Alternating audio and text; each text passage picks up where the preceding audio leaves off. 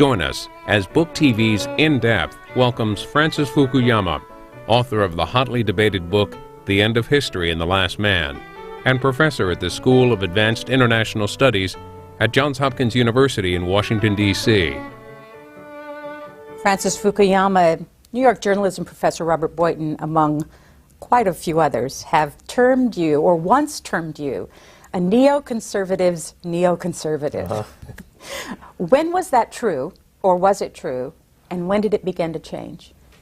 Well, being a neoconservative is not like being a member of the Communist Party or something. You don't sign up and get a membership card. It's really, a very complex set of ideas. And so I would say that, for the last 25 years of my life, I've written for magazines like Commentary and The Public Interest and, dealt in that realm of ideas. This is a movement that goes back, 50 years, and a lot of it dealt with domestic policy. It didn't have anything to do with foreign policy at all. I think that really it was in the late 1990s that the attitude towards the outside world began to shift. There's a big effort on the part of people like Bill Kristol to define a much tougher American foreign policy that was much more based on power. And I think that's really the point at which I started, disagreeing, and it really took the Iraq War, the build-up to the Iraq War, to fully convince me. So I would say, in the year prior to the actual beginning of the Iraq War is when I would say I got off the boat. And it was, I think, a year ago this month that you made the decision to cut some ties with a magazine that had some neoconservatives affiliated with it. Tell us the story. Well, that wasn't really... I think that's a less interesting story than it might appear. My original article, The End of History, was published in The National Interest, which was a magazine, foreign policy magazine, founded by Irving Kristol. And it was, in my view, a terrific magazine. The ownership changed, and I think the point of view started to be, I think, a little bit narrower. And so that's the point at which I decided I didn't want to be on the editorial board of that magazine, and that we really wanted to found a new journal altogether, which we did, The American Interest, that I think was an attempt to get the kind of diversity of views on foreign policy that I think the old National Interest had.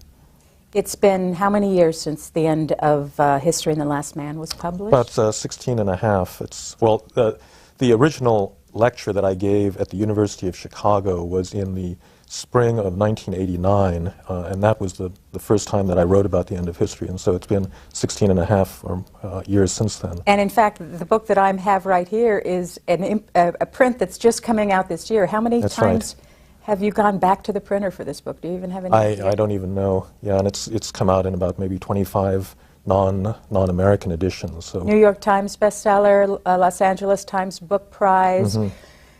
How do you explain to somebody who has an interest in this but really doesn't understand, what does it mean, the end of history and the last man? Well, there's a misunderstanding that this was history in the ordinary sense, that things would just stop happening. But, it's history with a capital H. This is the tradition that comes through Marx and Hegel, and actually is, I think everybody has a sense of that when you say, well, you got to get on the right side of history with regard to things like women's rights or civil rights or whatever.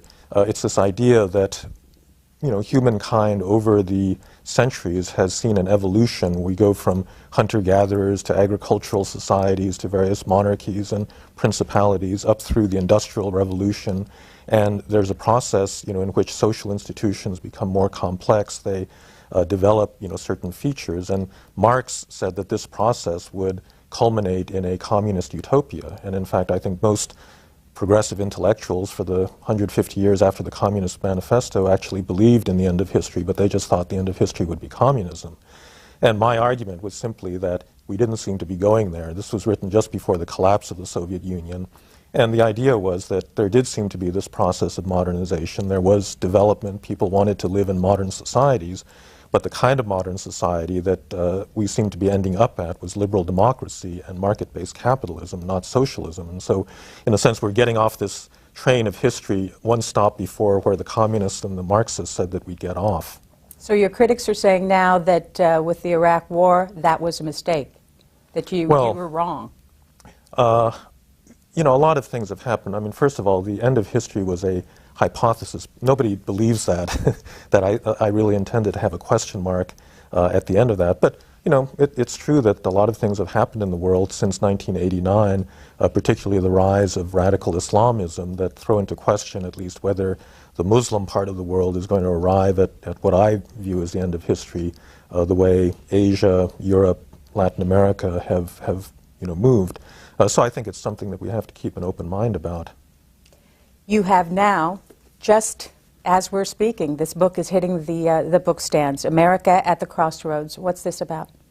Well, it is a book about American foreign policy. I actually wanted to write, looking towards the future as to what, after the Bush administration and the legacy of the first 4 years in the Iraq War, what I thought was a foreign policy for the United States, but it also is an account of how we got to the Bush administration and how the ideas that in a sense it's a defense of neoconservatism, because I think that intellectual tradition was very rich. It could have been interpreted and was interpreted in a lot of different ways. It got taken in a certain, I think, over-militarized direction prior to the Iraq War and became, one of the intellectual justifications, that set of ideas for what happened. And I thought that was a mistake, and the book is really, explaining how that mistake was made and where we go from here. Let's step back and talk about some of the people who have influenced you. You already named one, Hegel. Who is he? Who was he? And what was his thought process that influenced you? Well, Hegel was a German idealist philosopher that lived right at the beginning of the 1900s. He was probably the most famous for this idea of, he was a historicist philosopher. He argued that our ideas are not necessarily true in themselves, but they're true relative to the historical era that we live in, and that they develop over time. All of these are, basically, I think, part of the way we see the world right now. He, in a way, became the most famous by influencing Karl Marx, because Karl Marx's whole theory of history he took directly from Hegel. But Hegel, I in a sense, tried to revive Hegel, because Hegel said the end of history, this terminal point for the historical process, was something like modern republican government, not communism. It was Marx that then took it to that extra stage. But Hegel was really the one that set the basis for historicist philosophy. And who was Leo Strauss, and how did he impact you? Leo Strauss was a very influential philosopher who studied in Germany in the 1920s. He had to flee Europe because of the impending rise of Nazism. He taught at the New School and then for many years at the University of Chicago. And he, I think, was above all concerned with what he called the crisis of modernity. He said that modern philosophy, Nietzsche and Heidegger, had, in a sense, undermined the rationalism of the Western philosophical tradition, and it left, in a sense, things like liberal democracy without serious philosophical support, and that crisis was a very serious one, and we needed to, think through it. Now, I think people don't understand. He got dragged into the Iraq War, I think, on completely wrong grounds, because Why? he never talked about public policy. He really was a philosopher, and so if you read his books, they're all very dense commentaries on Hobbes, Thucydides, Machiavelli, Al-Farabi, and so forth. And so it doesn't lead to a doctrine, and certainly doesn't lead to any kinds of policy pronouncements that would, tend to make you more or less in favor of any particular foreign policy. But shouldn't we be able to look at a philosopher and say, this is how they would think about this issue? Well, obviously, a lot of his students did that. A lot of his students, second and third and fourth generation students, did get drawn into the policy world. I think, the concern for, the concern about modern relativism is by and large something that conservatives more than liberals tend to worry about. But a lot of people then jump and say, well, Strauss was an absolutist. He believed that there are absolute values and that, the Iraq War was absolutely right. And that's just, I think that's just silly, because in fact he was an extremely sophisticated thinker that realized that any kind of recovery, of something beyond relativism was going to be a very hard project. Let's jump into this brand new book. And some people have already seen this because it was excerpted in the New York Times magazine in early February, mid-February, Yes. actually. What kind of reaction has there been to that? No, it's been amazing. I've gotten so many emails and messages back and forth. A lot of brickbats. It was positive for the first day or so, and then all the brickbats started coming in. Oh, the brickbats. Well, one of the things that you talk about in here, just in trying to set the scene for a discussion about neoconservatives, is something that you alluded to at the very beginning, which is how do you define a neoconservative? Mm-hmm. And you say here that the intertwining of neoconservatism with other strands of American conservatism made it hard to identify specifically neoconservative positions. Neoconservatism's contemporary enemies vastly overstate the uniformity of views that has existed within the group of self-identified neoconservatives since 1980s. Mm-hmm.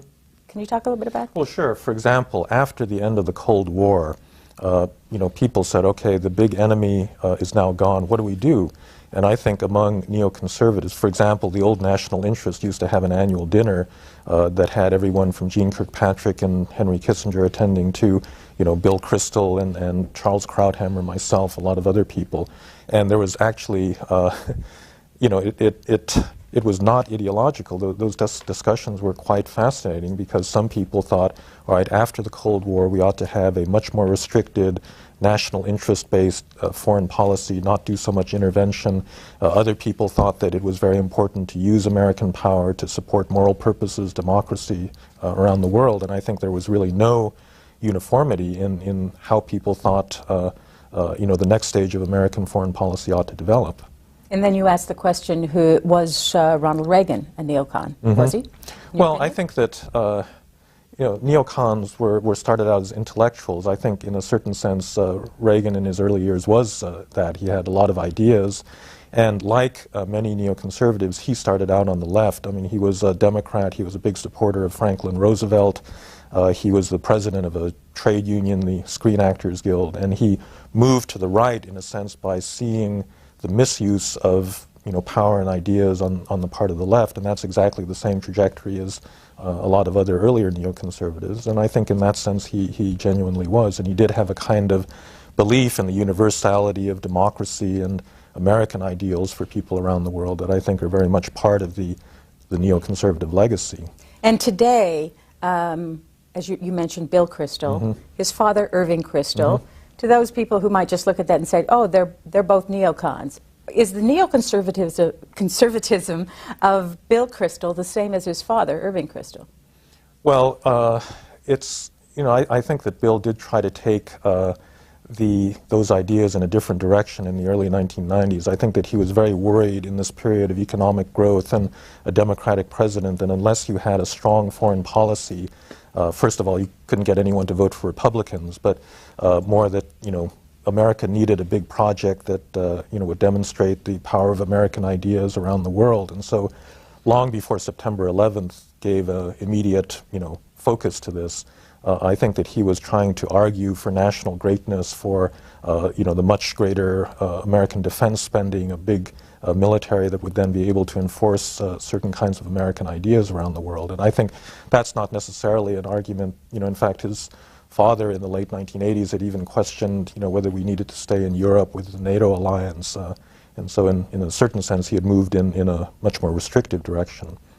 The differences, some of the differences between you and Mr. Kristol were outlined in this book that you were both contributors to last year, The Right War, The Conservative Debate on Iraq. And last November, the two of you were on a panel mm-hmm. together that we aired on Book TV, and I just wanted to show our viewers a little bit of it so they could get a feel for where you agree and where you don't agree. A general strategy premised on the idea that you are going to preemptively act to, kind of Osirach type attacks to prevent this, larger movement towards proliferation is, that's not going to be the future of non-proliferation, I think. And I absolutely grant that this is a serious problem, but I think that is not a long-run strategy for preventing that, those things from happening. Well, I agree. We didn't try an Osirach-type attack against Saddam. That's what we had tried to do in the late 90s. I mean, he really was a risk-taker. I mean, he did launch 2 wars against neighboring countries, and the notion that somehow because he was a Ba'athist and Osama was an Islamist, there couldn't have been the sharing of weapons of mass destruction technology, including potentially nuclear technology. It's not as if he hadn't tried and come scaringly close to achieving nuclear technology earlier, I think the risks were too great. And I just don't buy the argument that terrorism is metastasizing all over the Middle East. We know what it would look like. We know what a seriously radicalized and terrorist-dominated Middle East would look like. Moderate governments would be falling. There'd be terror everywhere. The place would be in shambles.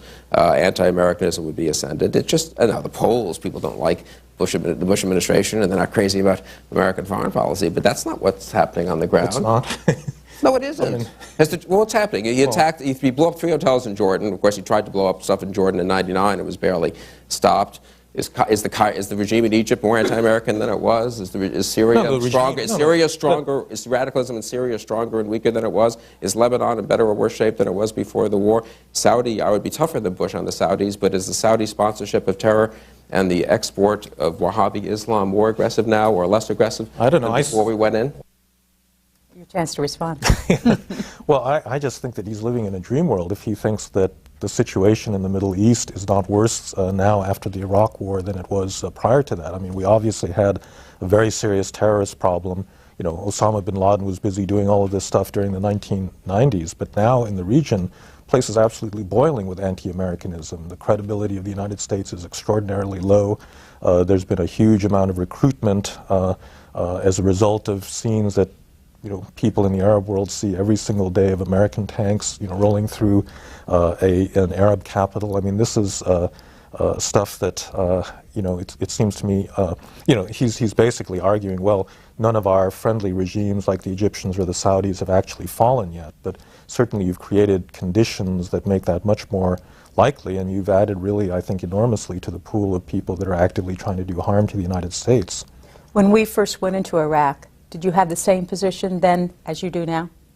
Well, as I said, in the year prior to the Iraq War, I had actually started, thinking this through much more carefully, and my feeling was that, I didn't predict the intensity of the insurgency that has emerged. I mean, even that surprised me, but I had this very strong sense that we, the United States, do not handle this kind of intervention, and particularly the aftermath, well. If you look at all of the Monroe Doctrine interventions in the Caribbean and Latin America, our success in bringing democratic institutions throughout that region has really not been terribly good, and we tend to have a short attention span. We do not stick with these things for as long as they really require, and I think all of those things are really being played out now in Iraq, whereas things heat up. There are increasing calls to get out and to cut our time short, and I think this is right on schedule. It's about 5 years. We got about 4 or 5 years of attention, and then things get tough and we start disengaging. And I thought before the war, if you're not prepared to stay there for much, much longer than this, you probably shouldn't do this at all. So we should not disengage now? I think it would be a very bad idea to do that. I mean, you saw after the Samarra mosque bombing, what the future of Iraq could look like without American forces there in the background to stabilize things. And so I think, even though I think it was a mistake to get in, I think to get out early is going to also be a big mistake. Have we made bad decisions along the way?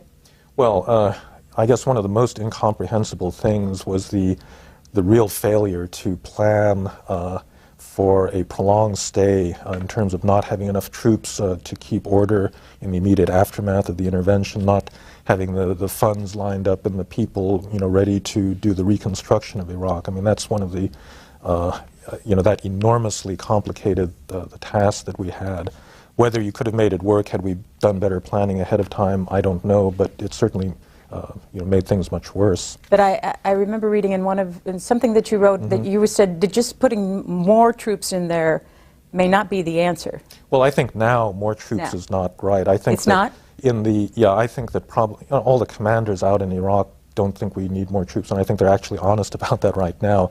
I think in the first month or two, it's absolutely the case that we needed more troops. And in fact, Jerry Bremer's recent memoir, he actually says that he went to Rumsfeld and the White House and said we need a couple more divisions, and they simply didn't answer them. We didn't have enough troops to guard all of the weapons storage sites. We didn't have enough troops to search for weapons of mass destruction. We didn't have enough troops to keep order in Baghdad and other cities, and that did enormous damage, I think, to our entire position. So I think in that first year, that's absolutely right that we didn't have enough troops.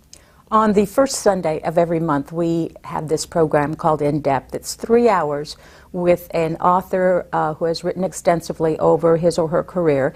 And this month, we've invited Francis Fukuyama to be with us. He has a brand new book just arriving in bookstores called America at the Crossroads. And we're going to talk about that, but also some of his previous work, such as Nation Building, Our Posthuman Future, Trust, The Great Disruption, and of course, the one that caused you probably to become much more well-known than any of the others, The End of History and The Last Man. Here's how you can join us if you would like to. We have divided our lines so that we get a variety of opinions. For conservatives, 202-737-0001. For liberals, 202-737-0002. And for all others, 202-628-0205. We also will be taking your emails throughout this 3-hour program, and the email address is booktv@cspan.org.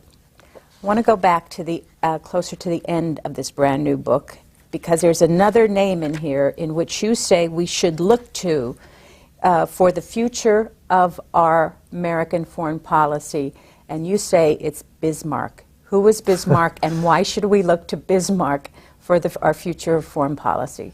Well, Bismarck was a great chancellor who he was the leader of Prussia, who led Prussia into a war with Austria and then with France that basically unified all of the different German states by 1871 and created the modern nation that we know as Germany.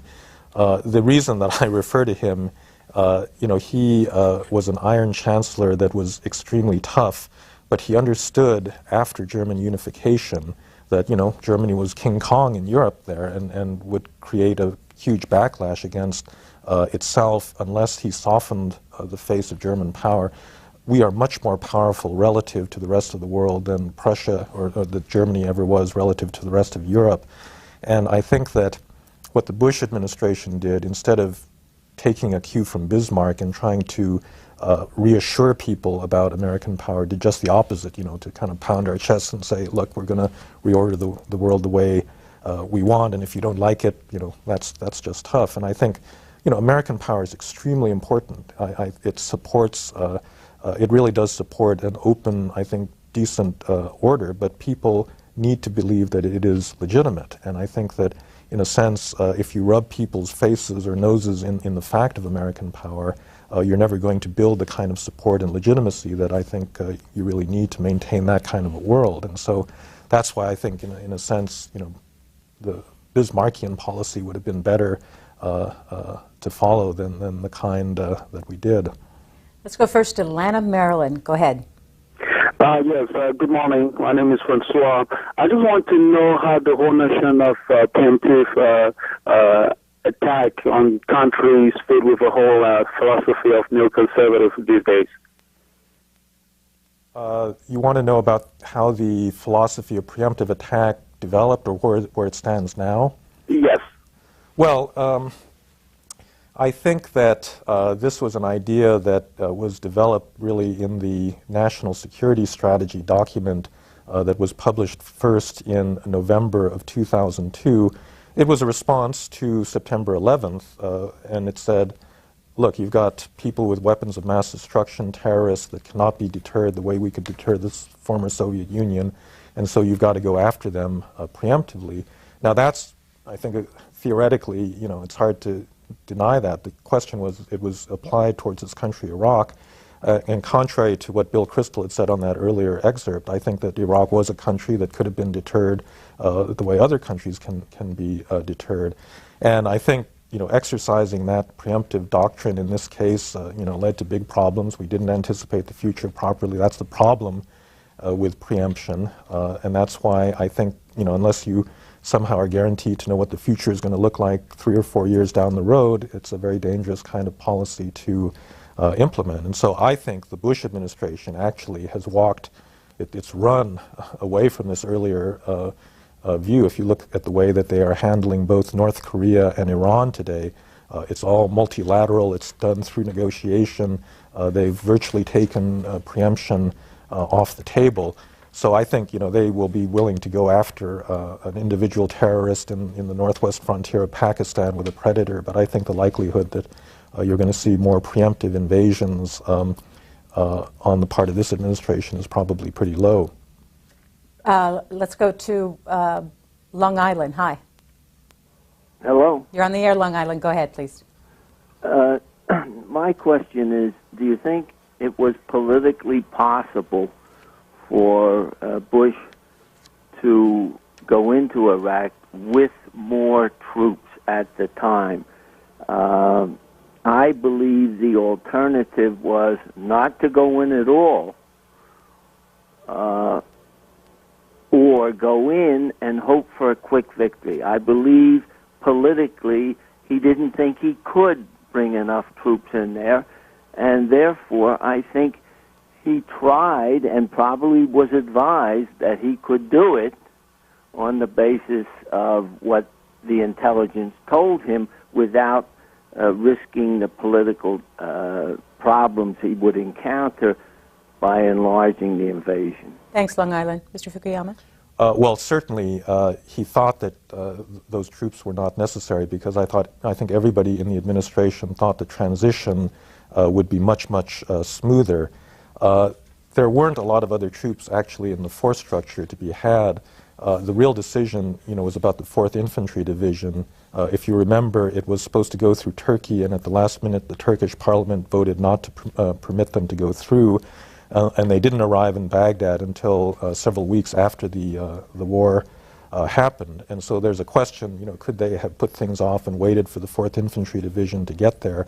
It's not just the number of troops, it's also the quality of troops, because American soldiers are basically trained to blow up things and kill people. They're not trained for constabulary and peacekeeping kinds of duties, and so you would have needed a different kind of force. I think, though, that the refusal to consider raising troop levels in the early days really was a deliberate decision, probably on the part of Secretary Rumsfeld. I think there was a desire to show that this very light force model, which was very much part of this military transformation towards a lighter, faster, more nimble, more intelligent, high-tech force, was part of the agenda, to prove the point that you could do things with a very small force. And I think that's one of the things that made him very reluctant to up force levels. I have 2 email questions that are here for you. One is from New York City. It says, Mr. Fukuyama, do you think that your thesis in The End of History regarding the spread of democracies was used as part of the Bush administration's rationalization for its preemptive war policies in the Middle East? And the second email, this person who already has an opinion on what I just asked, said, do you think you can stop the tragedy you helped engineer that you began? Well, since I was against the war from prior to the war, unless somehow writing about, the spread of democracy as itself makes you responsible for a war, I think that it's kind of a strange question. First of all, if you look on the back of the American dollar bill, there is a Masonic symbol, there's a pyramid with an all-seeing eye, and under that is a Latin inscription that says Novus Ordo Seclorum. It's something that comes from the late 18th century. It means new order of the ages. Americans, right since the founding of the American Republic, have thought of the United States as this, the Winthrop shining city on the hill, a model for other people. Democracy was not something we have regarded as good just for the particular white, Protestant Anglo-Saxon settlers of North America, but something that was potentially in the future of everybody.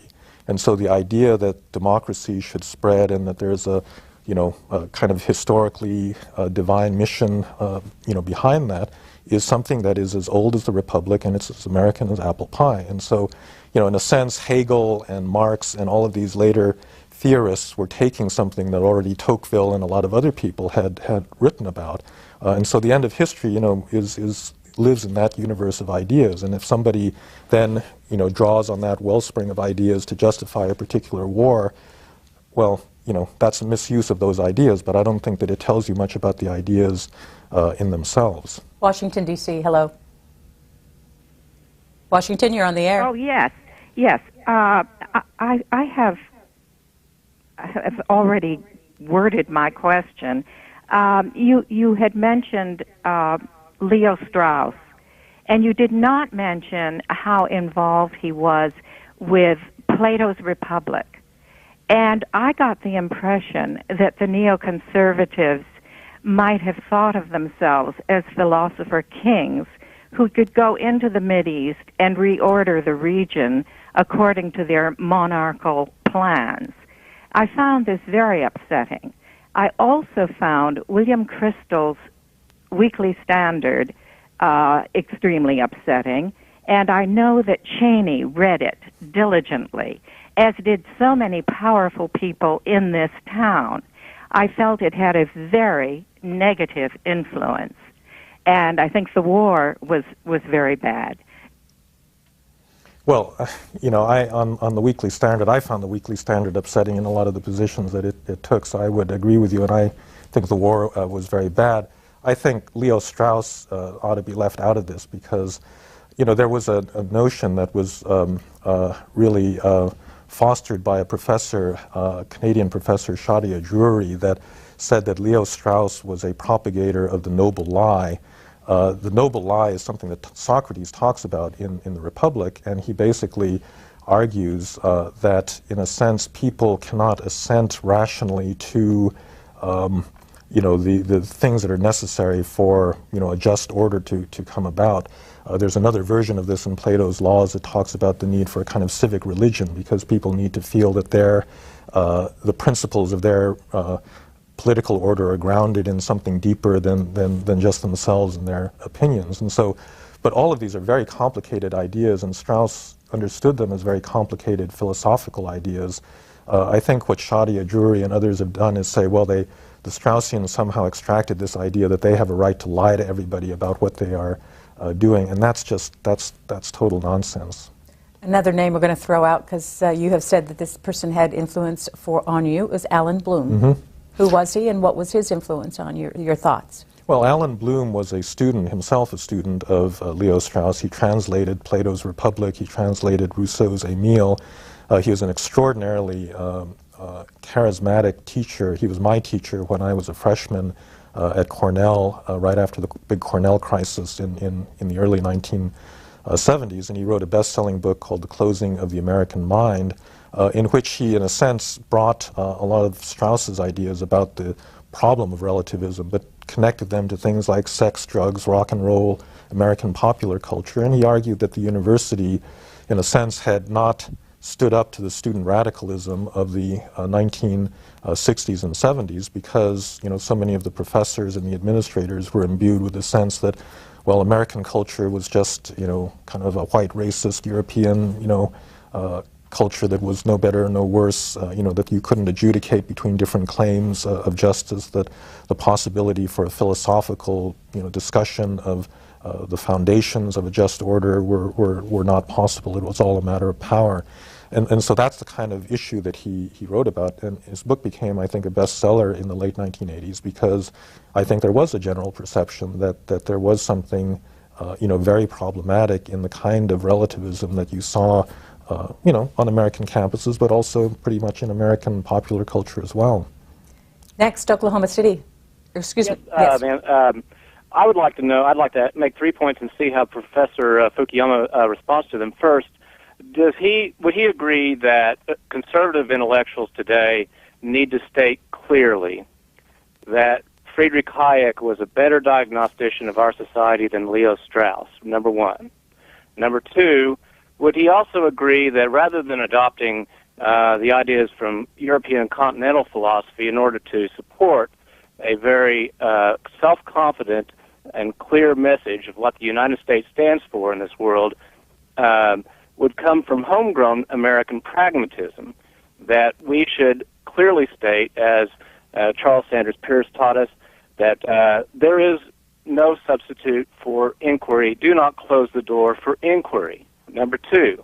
And number three, would he also agree that rather than using military force in the Middle East, we need to state very clearly that Islam has to have a reformation and that our leaders at the highest level need to state that there really can be no peace until a Westphalian peace is made, where those who say that they have the absolute truth need to rather embrace the relatively absolute and put peace above truth and say in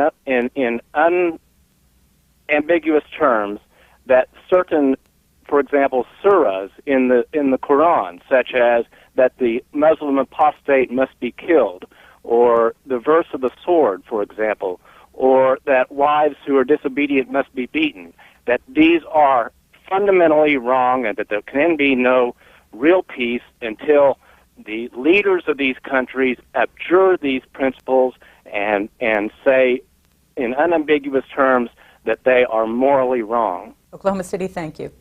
Well, let's begin with the last issue first. I think there's no question that there's a very dangerous ideology. Radical Islamism has made a big resurgence in the last few years. It is highly illiberal, very intolerant.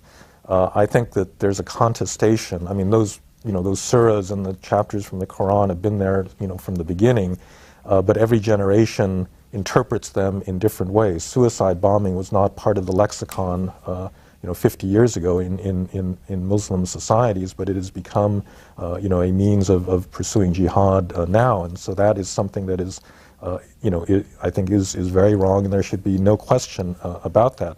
That is a fight that Muslims are going to have among themselves. I think our ability to influence that internal debate among Muslims, I mean, we can do things that are not terribly helpful, like giving them easy targets, to both kind of politically and militarily to shoot at in terms of what we do.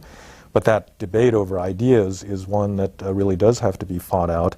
There was a similar fight between very intolerant forms of Christianity that began after the Reformation that consumed 150 years of European history, led to a tremendous amount of bloodshed in that part of the world. And one of the reasons that the modern separation of church and state came about was that people in Christian Europe said, enough is enough. This politicized religion is really very dangerous, and we need to take religion out of politics and have a more tolerant form of pluralism. And that's exactly what is happening in the Middle East right now. Sunnis and Shia all over, in India, in the Persian Gulf, not just in Iraq, are killing each other over these small differences in doctrine. And so that is something I think that needs to happen. And I think our use of military power is more likely to make that, it's likely to turn the attention on us rather than on the ideas themselves, which is where the debate needs to be. Just in terms of Hayek versus Strauss, I mean, you're really comparing apples versus oranges. I think that in terms of Strauss's wrestling with these basic epistemological questions of the nature of truth and where our views about justice come from, he was incomparably more profound than Hayek. I mean, Hayek, is a libertarian philosopher who began with certain premises that I think, Strauss might have questioned. He also was much more deeper and richer than a lot of his opponents, characterized him. But I think that ultimately, there are things in both traditions that are important. But I think Strauss was a much deeper thinker. Back to that earlier point when you were talking, I want to make sure I understand. You're saying that the religious turmoil that's happening in the Middle East is in a time that's playing itself out, and that we should let it play out. And I guess, is that true? Yeah, I think that our ability to tell Muslims how to interpret the Quran is probably pretty low. Mm-hmm. I mean, I think if President Bush were to get up, he has gotten up, at several points and said, well, we want a more tolerant view of Islam, but, America, has relatively little, under the best of circumstances, we would have relatively little credibility in that particular kind of debate. And so I think it is this intra-Muslim war that really has to play itself out on the level of ideas. And unfortunately, I think the radicals are really gaining ground. If you look at the Danish cartoon controversy, there are a lot of voices now that are speaking up in favor of a very intolerant view of Islam or interpretation of Islam. There's a big, I think, a misunderstanding about the way religion works, because among the emails I've gotten from various people, people will say, well, don't you understand that the Islamic religion is always intolerant and always in favor of jihad and violence, and this has never been not the case, and it's going to remain so in the future. And I think that that's just clearly not true. Every religious set of ideas evolves over time. If you wound the clock back 70 years and asked which was the Muslim world or the Christian world that was dominated by National Socialism and communism, which was more tolerant, you would have had to say the Muslim world. So these are things that are up for grabs, really. These are interpretations that are really up for grabs at the moment. Next call for Mr. Fukuyama is from Chicago. Hello. Yes, hello. I would like to know how he feels about the impact that American corporate entities and the conservative Christian movement have had on the neoconservatives.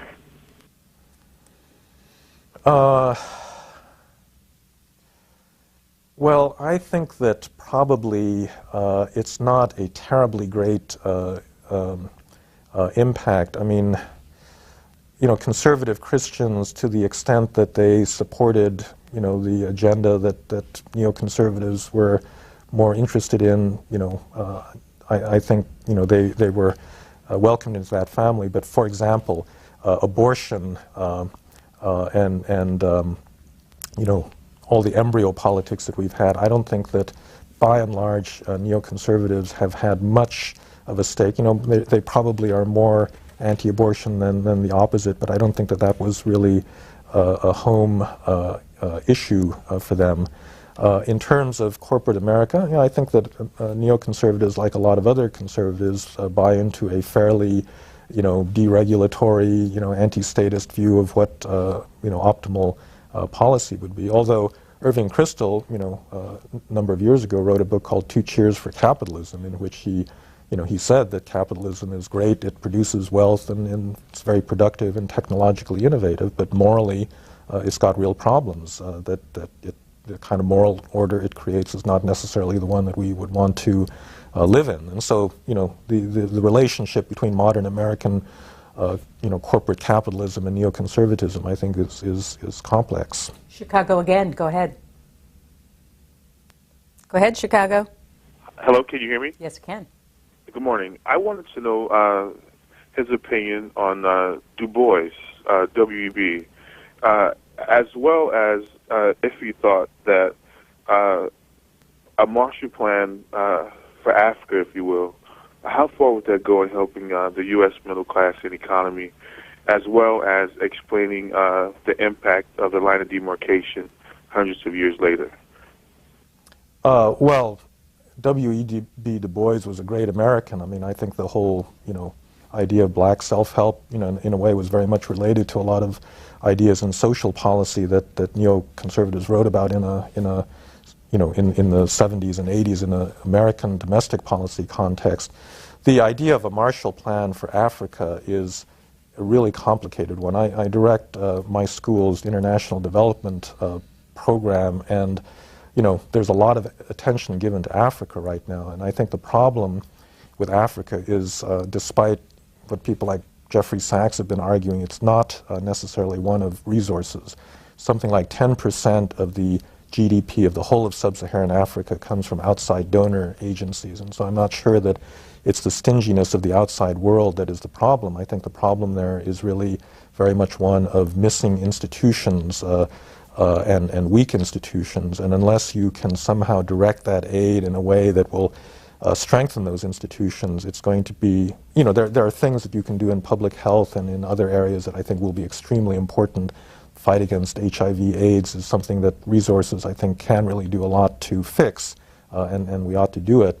The broader idea, though, that simply pouring money into that is going to fix the problem, I think, is, in a way contradicts a lot of the experience we've had over the last 50 years of promoting development in poor countries. The book after the end of history was also a bestseller, Trust. What is this about?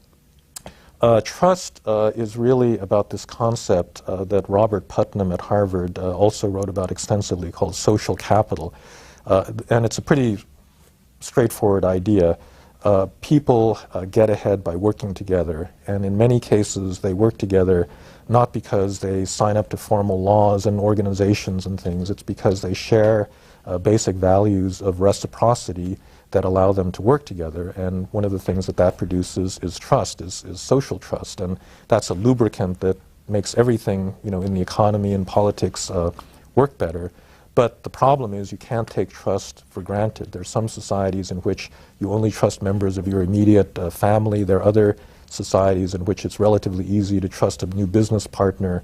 And so the book was really about how different types of trust played out in different societies, in Asia, in Europe, in the United States, and kind of indicated that lack of trust is really one of the sources of, you know, a lot of social dysfunctions. And you actually talk about ethnicity as a part of that, specifically about how Asians, Koreans, Chinese have done so well in this country because of a trust within themselves? Well, that's, you know, I think that's part of it. It's not just Asians. I mean, in earlier periods, you know, Jews and a lot of European immigrant groups also you know, had different kinds of social institutions that permitted them, like revolving credit associations where people would pool their money and lend it to people that were starting businesses. And I think in general, the more cohesive an ethnic group is in terms of these social institutions, the better it's been able to advance its own, you know, its own fortunes. Now, that in itself is not necessarily a good thing over time, because if you stay in a closed ethnic group into the second and third generations and you never then integrate or assimilate into the broader society, you know, you keep working in your Korean dry cleaners or you know, grocery store or whatever, that's not a good outcome either. And so in a sense, the American story has been you get a lot of immigrant groups, a lot of them have a lot of social capital. It's very important, you know, for their upward mobility. This country gives people a lot of opportunities, but then in the end you have to have a broader trust that extends way beyond your particular ethnic identity. And if I understand right, you say that African Americans have not made that kind of movement because of a lack of trust? No, well, look, the black experience in the United States is really, you know, you had slavery, just to begin with, this little institution that we had up until the Civil War, in which, you know, blacks were not allowed to form communities, in which families were broken up and children sold off, and, you know, and so forth. And so I think that it's very difficult to expect, you know, compared to other ethnic groups that came voluntarily to the United States, you know, given that kind of historical background, to, you know, to have the same kinds of social institutions. It turns out that African Americans actually do have very powerful internal social organizations. Black churches are extremely strong in this, you know, in this country. But you do have this problem that came to be termed the underclass in the debate over social policy and welfare during the 1970s and 80s, where you have a breakdown in a lot of American, or you had the breakdown beginning in the late 60s in the American inner cities of a lot of social institutions. The middle class left, the family started to decay, the number of single-parent families started to rise, and all of these are in a way kind of negative social capital. They're missing bonds of social connection, and I think that is related to some of the problems of drug abuse and crime and the like. Ovita, Florida, hello. Yes, hello, Professor Fukuyama. President Bush's ratings are at a 38% low, but I believe Bush is not concerned about his low ratings. After all, he's not running for office, and he has done exactly what he was chosen to do for the conservative agenda. He's put federal programs like Medicare on the road to privatization. He's made permanent tax cuts for the wealthy. He has stacked the deck to the right in the Supreme Court, and he's done what neocons have wanted for years, which was to get us entrenched and occupied in Iraq and make it the epicenter of their control in the Middle East. So in all reality, hasn't Bush accomplished his mission? Well, you know, fortunately in this country we have a system of separated powers, and you know, the executive is not the only part of the United States government, and I think even a second-term lame duck president has to worry about midterm elections, about how his party is going to do in the future. And you know, what Republicans are coming home from their districts saying is that this war is pretty unpopular, and that we want to have a way of getting out, and that they're going to suffer at the ballot box if something like that doesn't happen. So I think he's really not insulated. The other thing about presidents, though, is if you're a second-term president, what do you really care about? You care about your legacy. It's really not any of these shorter-term kinds of considerations, and that's why in second terms presidents tend to broaden out and try to do other sorts of things. And I think President Bush has got a real problem in the legacy department right now, and so I would think that it's for him a matter of rescuing that legacy. His options for doing that, I think, are increasingly limited as time goes on and as his lame duck status becomes more evident. San Francisco, hello. Hello. Yes, I have a two-part question for Dr. Fukuyama. First, Dr. Fukuyama, I want to say good morning to you. But I was interested in the trading views that you had with Charles Krauthammer in the national interest. And I was wondering if you could highlight those differences for me. And in your opinion, what is Charles Krauthammer's biggest error? And my second question is, I'm a graduate student at Norwich University, and I guess what I wanted to ask you was also, what could a young graduate student read to shape their views in terms of foreign policy and international relations? Well, that last one is easy. You just read America at the Crossroads, and you'll be doing fine.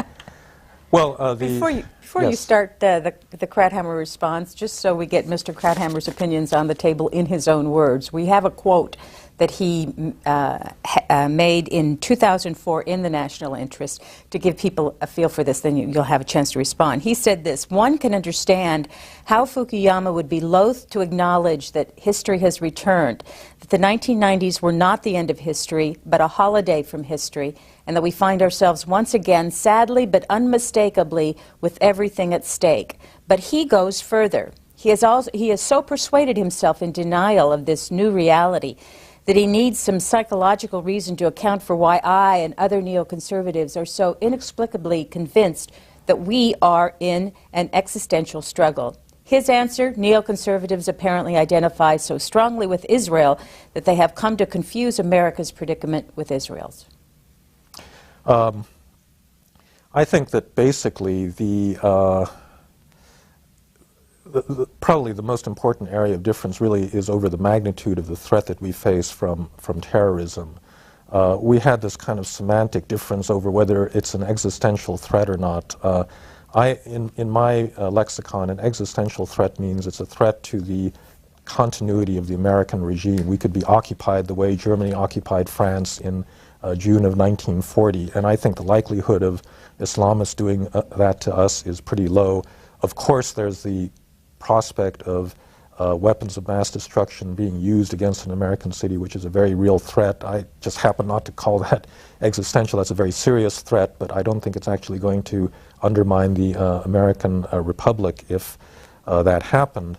The argument that I was making, with regard to, and this is very much Mr. Krauthammer's, based on a lot of his writings, just had to do with the fact that, he sees the United States as locked in a kind of Manichaean struggle against this absolutely implacable enemy, which he basically associates with most of the Muslim world, which is, over 1 billion people out there. And I just think that that is not the proper way to see the situation we're in. We're in a very serious situation, but the radical types are a distinct minority, and there's a lot of people in the Arab and Muslim worlds that we could attract to our side, with the right kind of political strategy. But I think he tends, really not to see it. And what I said in my original critique of Krauthammer was that I think that, in a sense, that characterization of facing this implacable world out there is characteristic of that is the actual situation of Israel. And it's my psychological speculation that in a way he's transferred some of that perspective to thinking about we, the United States, the largest superpower on the block by far, in our thinking about how we face our threats. And I think that the situations just are not comparable. Next, the Dayton, Ohio. Hi. Hi, good morning. Morning. I have one quick comment and one question. The comment is a couple of minutes ago, the professor was commenting on the weak social institutions in Africa. Don't you think that part of that the analysis can't really stop there, that you have to look at how large multinationals depend on oftentimes corrupt regimes and weak social institutions in order to enter into these so-called production sharing agreements in which extract a lot of the natural resources? That's one comment. The other question is a lot of the Muslim world is interconnected with the internet, and they have mass media. Don't you think that what passes as democracy in this country, I mean, it's more like an oligarchy these days, but what passes for democracy is being rejected on its face, as being sort of unjust for working class people, and I'll just listen for his. Thanks, Yeah. Ohio. Well, first of all, with regard to Africa, economists have now written extensively about what's called the natural resource curse, that if you have oil or diamonds or other valuable natural resources on your territory and you are a developing nation, it's actually bad for you. And it's bad precisely because if you don't have strong institutions, that ends up going into the hands of a kleptocratic, oligarchy that siphons them off and puts them in the proverbial Swiss bank account. And unfortunately, with a lot of countries like Nigeria, that's exactly what's happened to their oil wealth. Now, this is not necessarily a general situation in Africa. Botswana has had a faster growth rate than Malaysia over the past 2-3 decades. They found diamonds on their territory in the 1960s, and they managed to actually share the revenues from that natural resource pretty equitably in that country. And so it's not a cultural thing that all Africans behave that way, but it's certainly the case that in many African societies, colonialism disrupted a lot of those indigenous institutions. Incidentally, they did that less in Botswana, which may be one of the reasons why the Botswanans did better.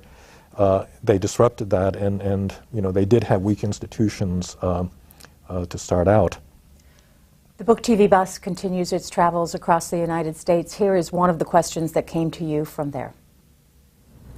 My name is Laurie. I'm in Athens, Georgia. Mr. Fukuyama, in America at the Crossroads, you suggest that the U.S. shift focus from promoting democracy by military intervention to reforming and refinancing competing international institutions such as USAID and the State Department and also, I think, NATO.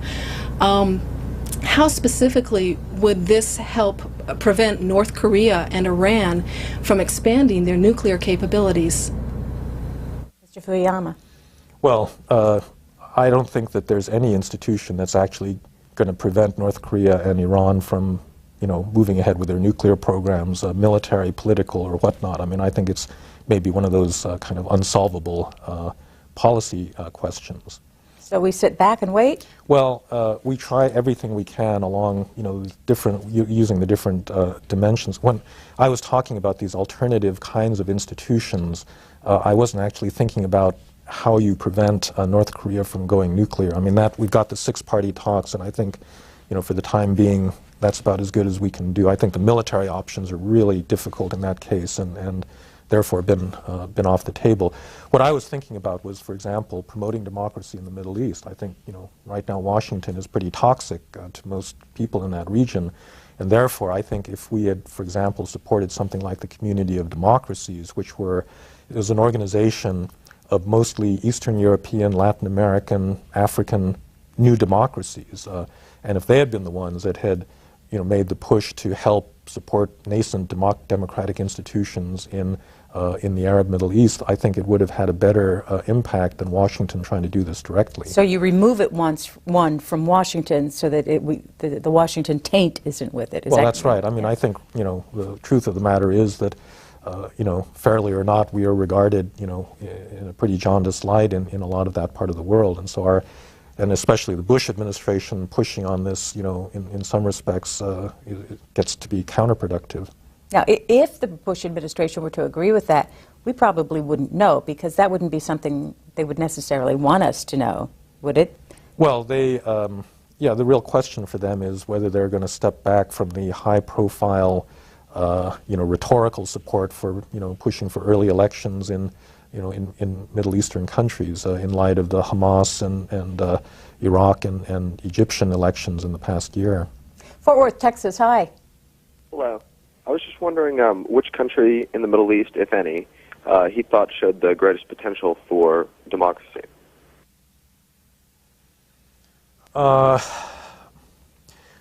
In a way, that's the wrong question, because I think all of those countries have a lot of potential for democracy in the sense that, people understand that popular will is important and that if they had the freedom to vote, they would vote. The problem is really liberal democracy, because there's really two components to what we understand as a modern society. It's not just the elections and the popular will, but it is a government that lives under a rule of law with limitations of what the majority can do to the minority.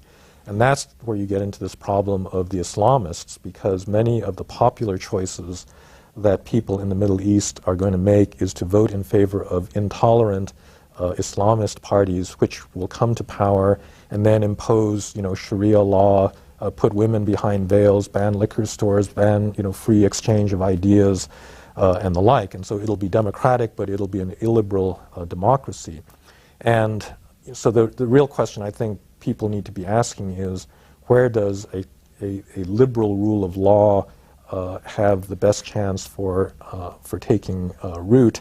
And that's a complicated one. I mean, in many respects, Turkey has been a model of a secular republic ever since it was founded after World War I by Kemal Ataturk.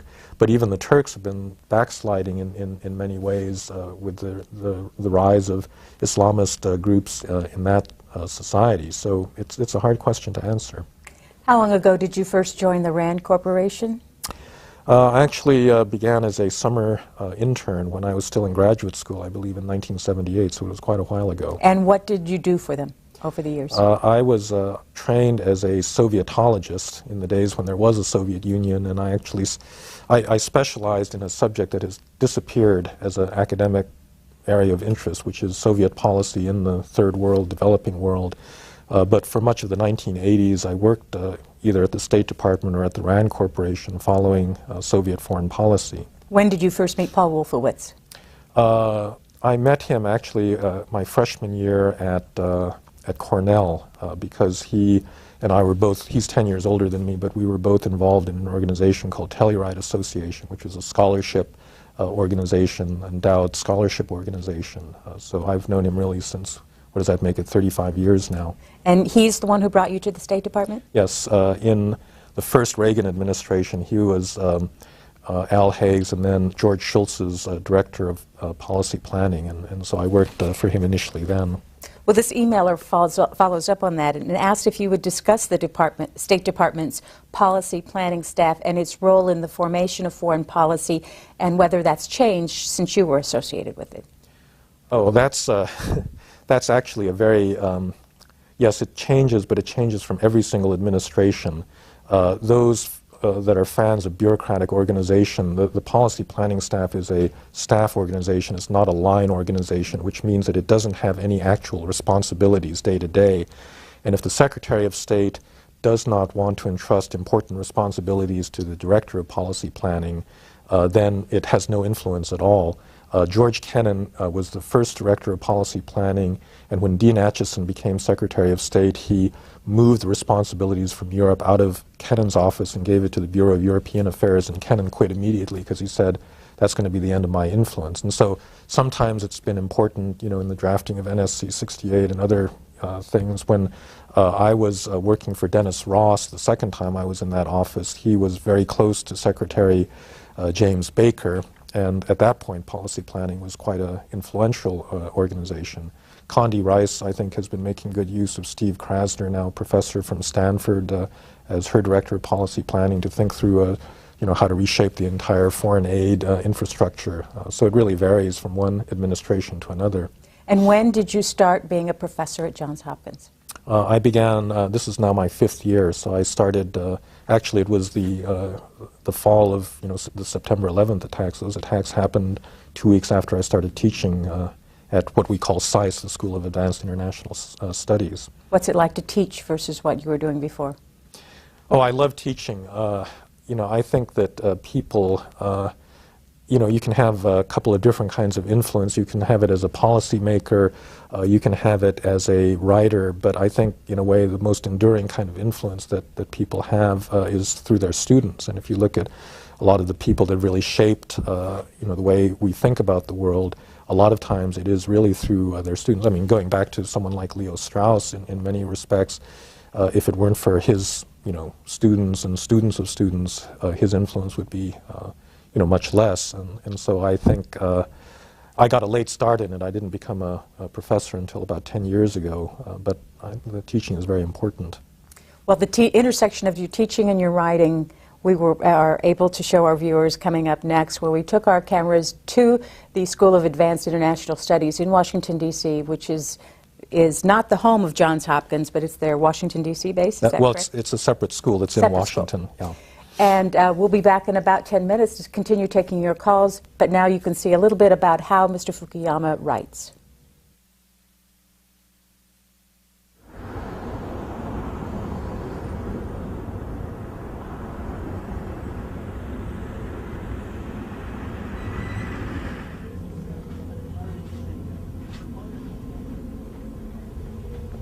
So it's, you guys are moving four. So if it's four, it's okay. Okay. So if it's still four, it's 94. And then say they need a PowerPoint projector. When you're in the process of writing a book, what is a typical day like for you, if there is such a thing? Well, you know, that's changed over the years. When I first wrote The End of History and then my second book, Trust, I didn't have a teaching position at that time, and I was pretty much working full-time on the book. And so I had this very methodical method. I took the number of words I needed, I figured out how many days I had to write it, and I divided one by the other. And I came up, I didn't do it by words, I did it by computer bytes, and I said, okay, I have to write 5,000 bytes, you know, Monday through Friday, and do this for 6 months. And so I had a pretty regular schedule. The last 2 or 3 books have been completely chaotic because I've been a professor, I teach, I travel, I give 50, 60 lectures and speeches and go to conferences and this sort of thing. And so now I kind of cram the writing into whatever space is available before classes. I get up pretty early in the morning, sometimes I do it then, I do it on airplanes, I do it sitting on my kitchen table early Saturday morning before my kids are up. You know, I do it waiting in the car, you know, at soccer games, you know, this sort of thing. How much of it do you do right here in your office? I end up doing a fair amount. I'm directing a program in international development right now, and I actually, you know, it's good to show up and have people know that you're actually present at the school. And so I'm here a fair amount, and I end up doing a certain amount of writing here.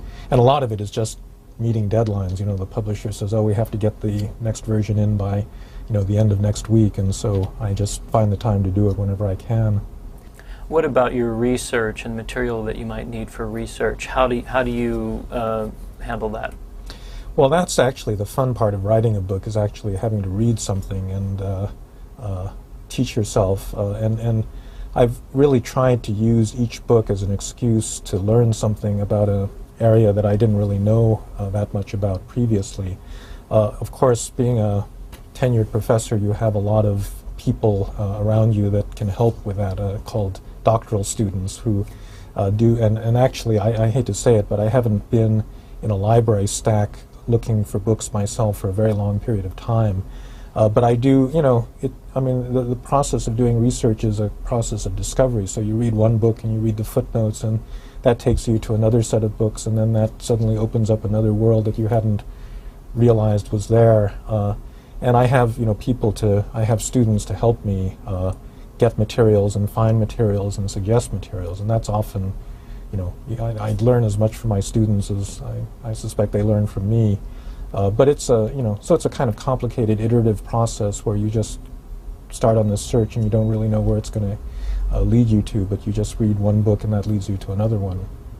Do you have any filing system that you can keep over the years where you can go back and access certain things that you want to use again? I am I'm pretty good with computers. I started a database when I was just out of graduate school.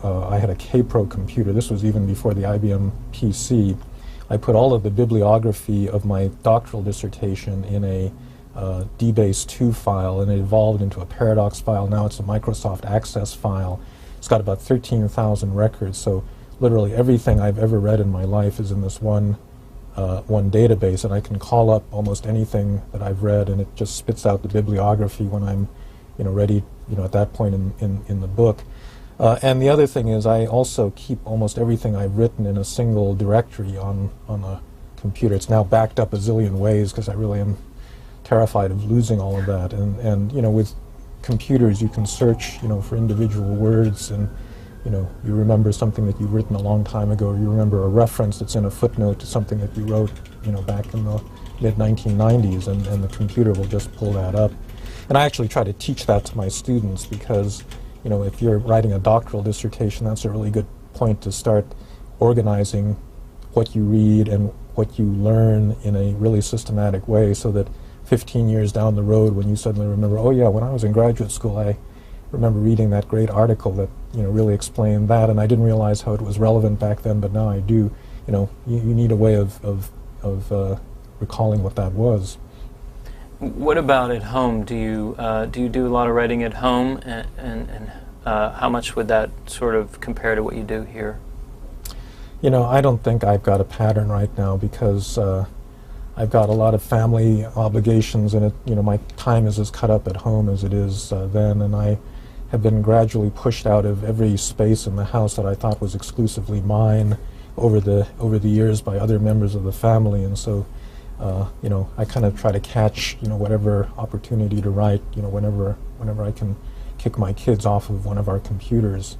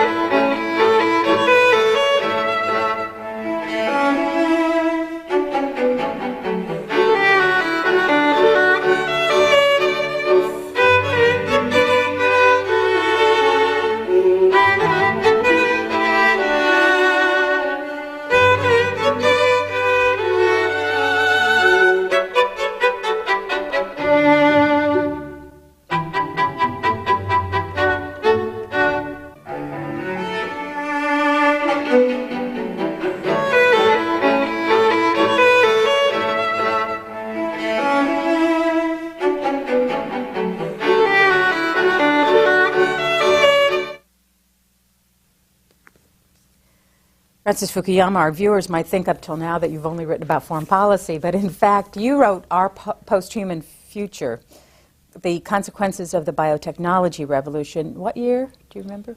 That came out in 2002, I believe. And why did you want to take on this issue? It actually is related to the end of history.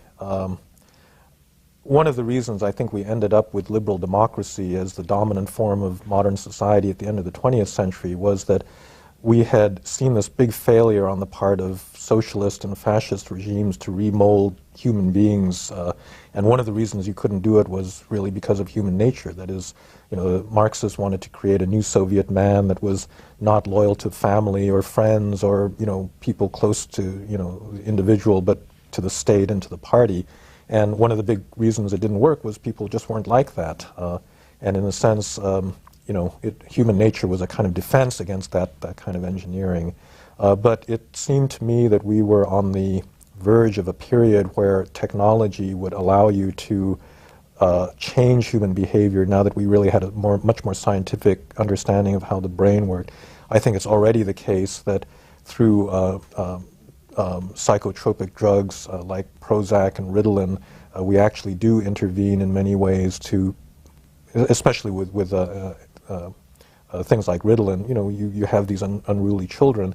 There are certain cases where it's completely and justifiably therapeutic, but it also works on people that don't have ADHD, and they don't have attention deficit disorder, and so it's that's the tip of an iceberg, I think, where we will increasingly be able to use technology to mold human behavior in ways that the social planners from the 20th century could only dream about. And so that was really the issue that I wanted to write about. And you state very categorically, we need to start thinking concretely now about how to build institutions that can discriminate between good and bad uses of biotechnology and effectively enforce these rules, both nationally and internationally. That sounds like a big project. It is a big project. It's something I've been working on quite a lot over the last 4 or 5 years. I was on the President's Council on Bioethics, and one of the things I tried to get the Council to do, which it did only in part, was to recommend really the creation of a new regulatory body that would be up there with the FDA, that would be able to essentially regulate biomedicine, particularly in reproductive technologies, where I think all of these new advances in germline engineering and things of that sort are going to appear when the technology ripens. How have you viewed these past problems with the stem cell research in terms of the research coming out of Asia and the fact that a lot of it's been bogus? Well, look, I am in favor of stem cell research. I'm not a pro-lifer in that sense. My real concerns are more consequential, that if we start extracting stem cells from embryos, maybe we're going to start extracting tissues and organs from 6-month-old fetuses, down the road. And that's absolutely why I think we need a regulatory institution to draw some red lines as to what is permissible research in this area and what is not. And I think in the big rush forward to commercialize stem cell technology, we really have not thought through what kind of a regulatory framework we need in that area. Now, we've also, in talking about America and the Crossroads, the new book, you're talking about the importance of institutions there also. How do we trust these institutions? How do we put them together in such a way that it will not only be good for us now, but for us 50 years from now? It's really hard, and particularly when you get up to the international level, the institutions get so impersonal and big and have to answer to so many different constituencies that it gets very distant. And that's why, the European Union and a lot of these other big organizations, the WTO, generate, tremendous amount of alienation and unhappiness. I think that it's not an easy solution. The big problem is that institutions need to be effective, but they also need to be legitimate and democratic and representative, and usually those two things don't go together. The more effective you are, the reason that Don Rumsfeld wanted coalitions of the willing was he didn't want all the baggage that came with, UN Security Council resolutions and having to bring along, all these little countries whose opinions he didn't really care about. But that, in turn, I think undermined the legitimacy of what the United States was doing. And so we need to figure out how to better balance the legitimacy and effectiveness. And my answer to it, I don't think there's a single answer. I just think we need a lot of different institutions that overlap and compete and solve, certain parts of the problem. So that, one of the earlier callers was saying, well, how do we deal with the Korean nuclear question? Well, one of the the institution that we've been using is the so-called six-party talks that involve South and North Korea, Japan, the United States, Russia, and China. I've had this idea that you could actually make a permanent 5-party organization, every one of those 6 minus North Korea, in the longer run, to deal with, future security problems that could come up. Now, that's not going to solve terrorism. It's not going to solve, a lot of other problems further south in Asia, but at least as a way of fostering a certain kind of communication between those big powers in Northeast Asia. It's an idea I think that's worth pursuing. Where did you grow up? I am a city boy. I grew up in New York City. I was born in Chicago, but moved to New York and lived there in largely in the Lower East Side up until high school. Your parents? My parents, my father was also born in the United States. On his side, the family came following the Russo-Japanese War. It's funny, when I was growing up in New York City, a lot of my schoolmates were Jewish, and their grandparents had come to escape getting drafted into the Tsar's army. My grandfather wanted to avoid getting drafted into the Imperial Japanese Army, and so we all met up in New York City 2 generations later. And your mother? My mother was born in Japan, and she came probably one of the first Japanese immigrants after World War II. She came in 1949 to be a graduate student at the University of Chicago, which is where she met my father. Where did you meet your wife? I met my wife in California. I was then working at the RAND Corporation in Santa Monica, and she was a graduate student at UCLA at that time. And you have 3 children? 3 children. Tell me about them. My eldest is waiting to hear from colleges because she's a senior and has just applied, and she plays the flute. She's a lovely girl. Unfortunately, she's sick in bed today, but hopefully she has the television on. Yeah. All 3 of them are quite musical. I have 2 boys. I have a 15-year-old David that I'm now teaching to drive, and he plays the violin, and I have a son, John, who is 13 and also plays the violin. To Pittsburgh, Pennsylvania next. Hello. Pittsburgh, you're on the air. Go ahead, please. Yeah, hi. I'd like Dr. Fukuyama to clarify his pre-war Iraq position. And I've heard you say before that you think that all U.S. foreign occupations are doomed to failure. I'm not sure that that's the case, and I want you to comment on the examples of Germany, Japan, and South Korea. No, I never said that all occupations were failures. What I said was that a lot of the Monroe Doctrine interventions in the Western Hemisphere, Haiti, Nicaragua, Dominican Republic, a lot of these had not left enduring democratic institutions in their wake, and these were things that were nearby and involving countries that were relatively small, that we were quite familiar with. But you're right, Germany, Japan, South Korea were all really great cases of nation building, and in which the American influence was quite strong and left enduring democratic institutions. The Bush administration specifically cited Japan and Germany, and Jerry Bremer, when he was the head of the CPA, actually had a kind of MacArthur-like model very much in his mind.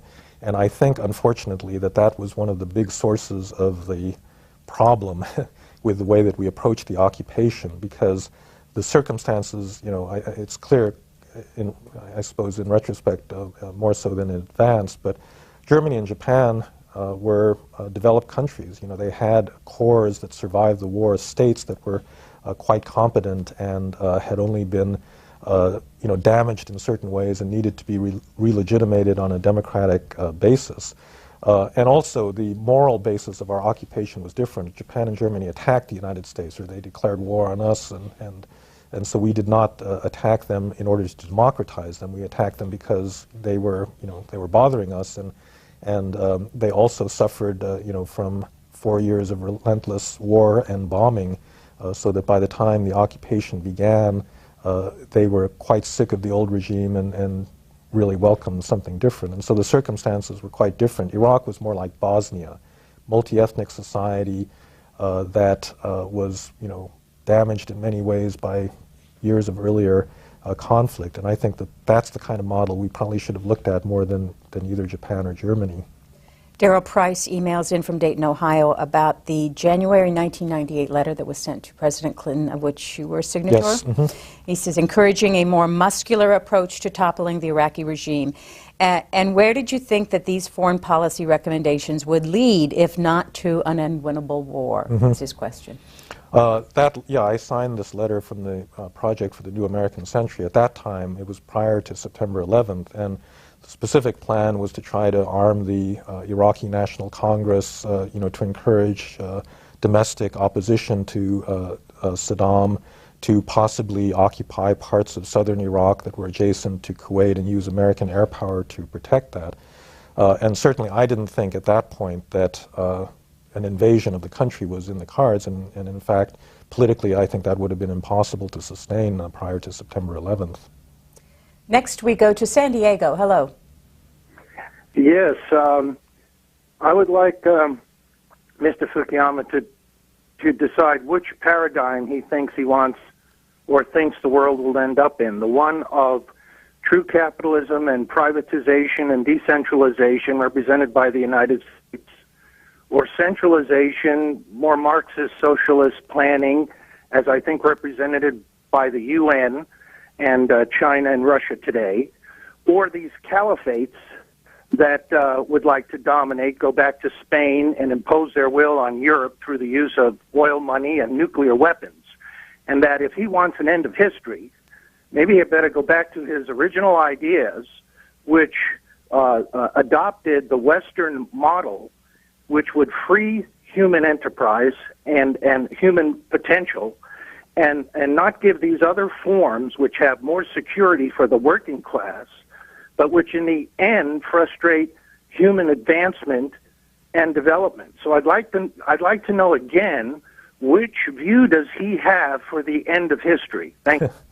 Well, I don't know why there's any confusion on that. I have always believed that it was that Western model that was the one that was going to predominate. I mean, the least plausible of all is that somehow these Islamic radicals are going to set a model for the world to emulate, because this is not compatible with modern technology. It's not compatible with any kind of modern governance, certainly with the kind of pluralistic societies that de facto exist around the world. So that's pretty hopeless. China is a more complicated one because it is not simply a centralized Marxist model. Since 1978, they've permitted an extremely vigorous market capitalism to emerge. It's a society where the leaders are authoritarian, but they really cannot control a lot of the things that go on within their own society. And I would say of all the alternative models, that's one that is clearly economically extremely competitive. You just look at Chinese growth rates over the past 30 years, and you see why that's a threat in that area. They're moving up the technology chain. And the real question is whether they can do this under an authoritarian government. And my personal view is they're not going to be able to. I think that modern societies generate middle classes, they generate demands for political participation. You look at this situation in Harbin recently in China, where a chemical plant dumped all this poison in the in the river and poisoned the water supply for a city of a couple million people. Unless there's basic government accountability to the people that it's supposedly serving, I think you're going to get continual screw-ups like this, and that's why I think over time that Western democratic model, it's not something dictated by culture. It's dictated really by the functional needs of a modern society, and that's why I think it is my prediction that over time there will be pressure in China to open up that centralized model and to permit more political participation. San Francisco, hello. Good morning. Morning. Yeah, I have a question, then a comment actually after the question. The question is, I see contradiction when one of the callers asked him about his push for the war in Iraq. Isn't it true in PNAC, or Project for New American Century, in page 51, after Clinton and Father Bush rejected your wanting to go to war in Iraq, you said we needed a new Pearl Harbor, and you had a new Pearl Harbor in 2001. Isn't it true that you were pushing for what was prior called the Wolf's Doctrine, which said Iraq is the beginning pivot, Saudi Arabia is strategic, and Egypt is the prize? This is my question. So you're contradicting yourself, which is very common of the neocons. I'd like to also ask you where the word neocon come from. Doesn't it come from the New Conservative Journal, the American Jewish publication? So my comment is this way. I really hold you, as well as Richard Pearl, Paul Wolfwood, Michael Ladine, Frank Gaffney, and the rest of these people who wrote the Project for the American Century, for the blood of these beautiful, great Americans that died in Iraq, as well as the hundreds of thousands of Iraqis, as well as the $400 billion that was spent for terrible, terrible cause. And Leo Strauss should not be your hero, should be your defeat. And I hope all of you will end up in prison for what you have done to this beautiful country of the United States and to the rest of the world. Mr. Fukuyama. Well, first of all, I think there's a misunderstanding about the Project for the New American Century. People somehow think that this was the basis of a vast conspiracy that set the agenda for the Iraq War. I mean, it was basically Bill Kristol in a fax machine, and he wrote letters and he sent around faxes and he said, will you sign up to this particular declaration of principles or support this particular policy? And I signed that 1998 letter. Apparently I signed another one right after September 11th. I actually didn't remember that, but it says I did, so I guess that's the case. In my own development, I had started out hawkish on Iraq for, I think, legitimate reasons, because I don't think that prior to the war, when we thought that there were WMD in Iraq, I don't think it's as obvious and easy a question as the caller suggested. So I thought about this quite carefully. It was in the course of actually doing a study that had been sponsored by the Pentagon on the long-term strategy for dealing with the war on terrorism that I began actually thinking through, what the requirements would be to sustain this kind of a strategy. And it's that point. It was at that point, before the war itself started, that I decided that it was not a good idea. Boston, hello. Hi. Your guest seems to be avoiding the 800-pound gorilla that's sitting in the corner. Peter Brook, in an article, said that the term neocon is a euphemism for the word Jew. And Patrick Buchanan, General Anthony Zinni, Senator Fritz Hollins have all said that this isn't so much a war on terror as it is a war on Israel's enemies. And there was an article in Haaretz entitled White Man's Burden by Adi Shevet, and I'm sure you're aware of it. It starts off, the war in Iraq was conceived by 25 neoconservative intellectuals, most of them Jewish, who are pushing President Bush to change the course of history. I think America's headed for this little bighorn. Thanks a lot. Appreciate your comment. Well, I just think that that's basically just a smear against neocons. I think that the reasons that they supported the war were, all laid out quite clearly. I mean, in fact, Israel at that point was less concerned about Iraq than it was about Iran. And if you look at the decision-making of the Bush administration, the two leading proponents were probably Dick Cheney and Donald Rumsfeld within the administration. And if somehow, they can be manipulated by this little group of intellectuals on the outside, that's quite a remarkable thing to happen. And so I think that that is just a slander that is wrong in characterizing why they supported this war. I mean, I think there were three pretty clear reasons. The first really did have to do with this concern about weapons of mass destruction, particularly the Iraqi nuclear program. The second had to do with the putative connection to terrorism in September 11th, and then the third was a genuine interest in human rights in Iraq, and I think those were the three reasons in order. There was a third reason. There's also another conspiracy theory that you don't mention, which has to do with the Bush family, oil, their connection with the Saudis, and all of this sort of thing. I think that that was probably a motive, but not in the sense that people understand it, in that they were interested not in profits for oil companies. The oil companies basically wanted sanctions lifted because they could deal with Saddam as well as they could deal with anyone else in the region. I think the concern was a strategic one, that you did not want this big stream of oil income to come under the hands of a madman or someone that would turn it to WMD production or would invade neighbors and that sort of thing. And so there was clearly a strategic interest. It was one, I think, that they probably felt they couldn't articulate quite fully without it being misunderstood, as had been the case in the '91 war. And I think that those were the reasons that the war was undertaken. And I think, the conspiracy theories that this was all done on behalf of Israel or this was done on behalf of the oil companies are simply wrong. Jackson, Wyoming. Good morning. Hi. Professor, I could sit down and debate you for hours on your neoconservative mindset. Number one, when Iraq went into Kuwait, our ambassador told them that we wouldn't do anything about it. And then when he did so, then we went against him. Donald Rumsfeld shook hands with Saddam Hussein. Bush told the Kurds that if they attacked, we would back them up, and we didn't, and Saddam gassed them. But my main question to you is this, and which is really the 1,000-pound gorilla in the room, is organized religion in the world. This is the weapon of mass destruction, and nobody's ever even addressing this problem. People are brainwashed from the date of birth to believe the way they believe, and it separates humanity to an extent that we're just all enemies with each other instead of coming together. Mr. Fukuyama.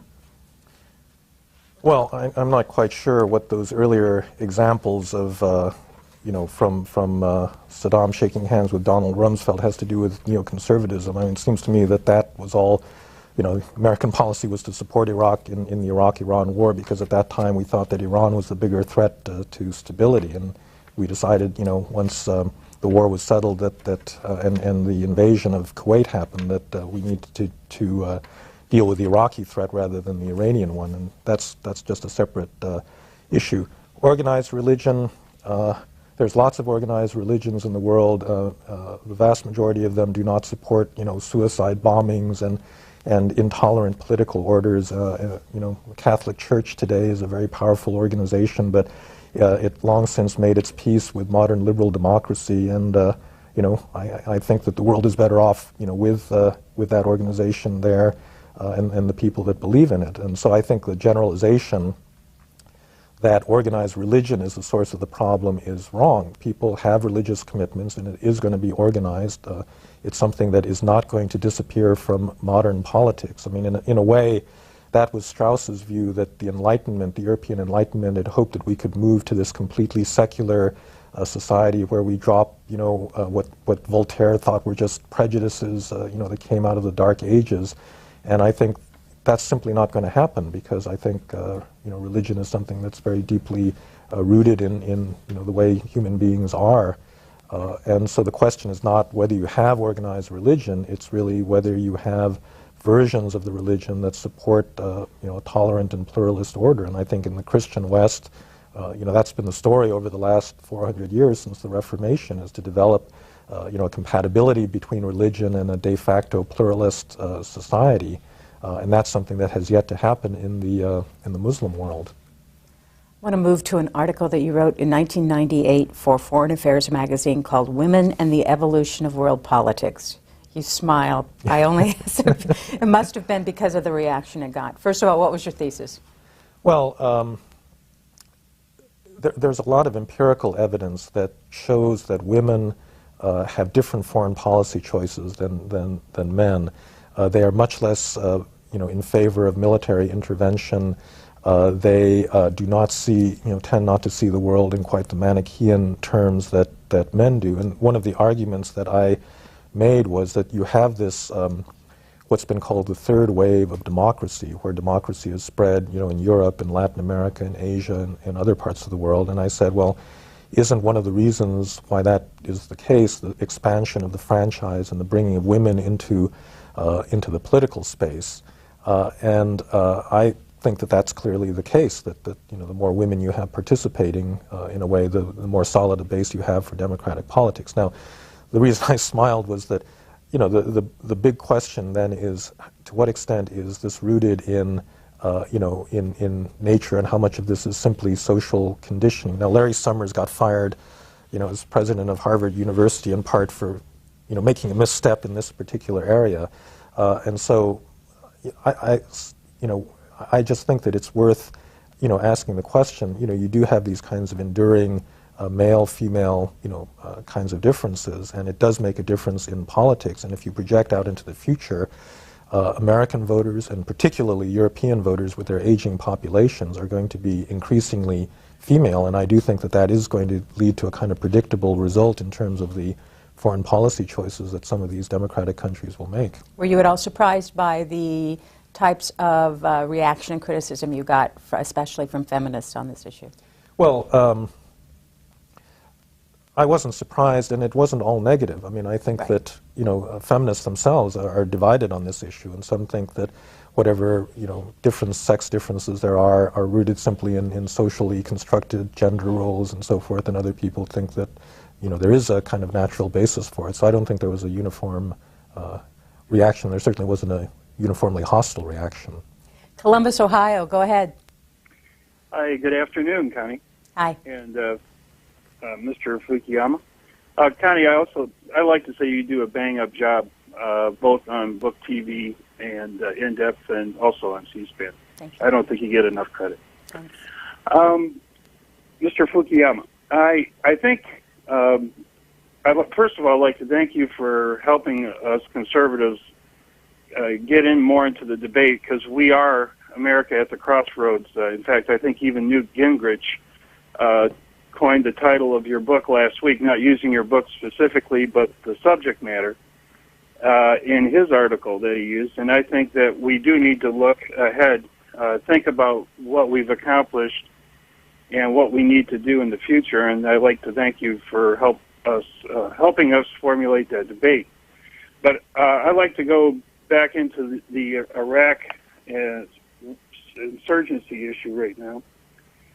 And I think that we've kind of helped them, given them the layout for democracy, but because of their religious problems, they've been fighting over religion over there for hundreds and thousands of years. They haven't even come to issue with that yet. And what would you say that the insurgency is being fueled because of the fact that democracy is not giving them any short-term satisfactions over and above their voice in government, but they're not looking ahead for the long term, and that's what democracy does. Thank you. I think that the insurgency, has got two parts. One is the Ba'athist Iraqi nationalist part that largely reflects the interests of the Sunni community that has been used to ruling that part of the world, and now they look at a future in which they're going to be cut out of power, cut out of oil revenues, cut out of a lot of things, and they don't like it. And so they're going to do what they can to resist that. Another important component are the foreign terrorists. I think that we've gotten a lot of evidence that there's a fair amount of tension actually between the Iraqi nationalists and these lunatic, jihadists like Zarqawi that are blowing up Shia civilians indiscriminately. And so that's the insurgency. But the problem is a lot more complicated than that, because even on the part of people that are ostensibly on the side of this new democratic Iraq, like the Supreme Council for the Islamic Revolution in Iraq, which is an Iranian-sponsored or affiliated group that's one of the largest in the new Iraqi parliament, they are an Iranian-style religious party that is not terribly liberal.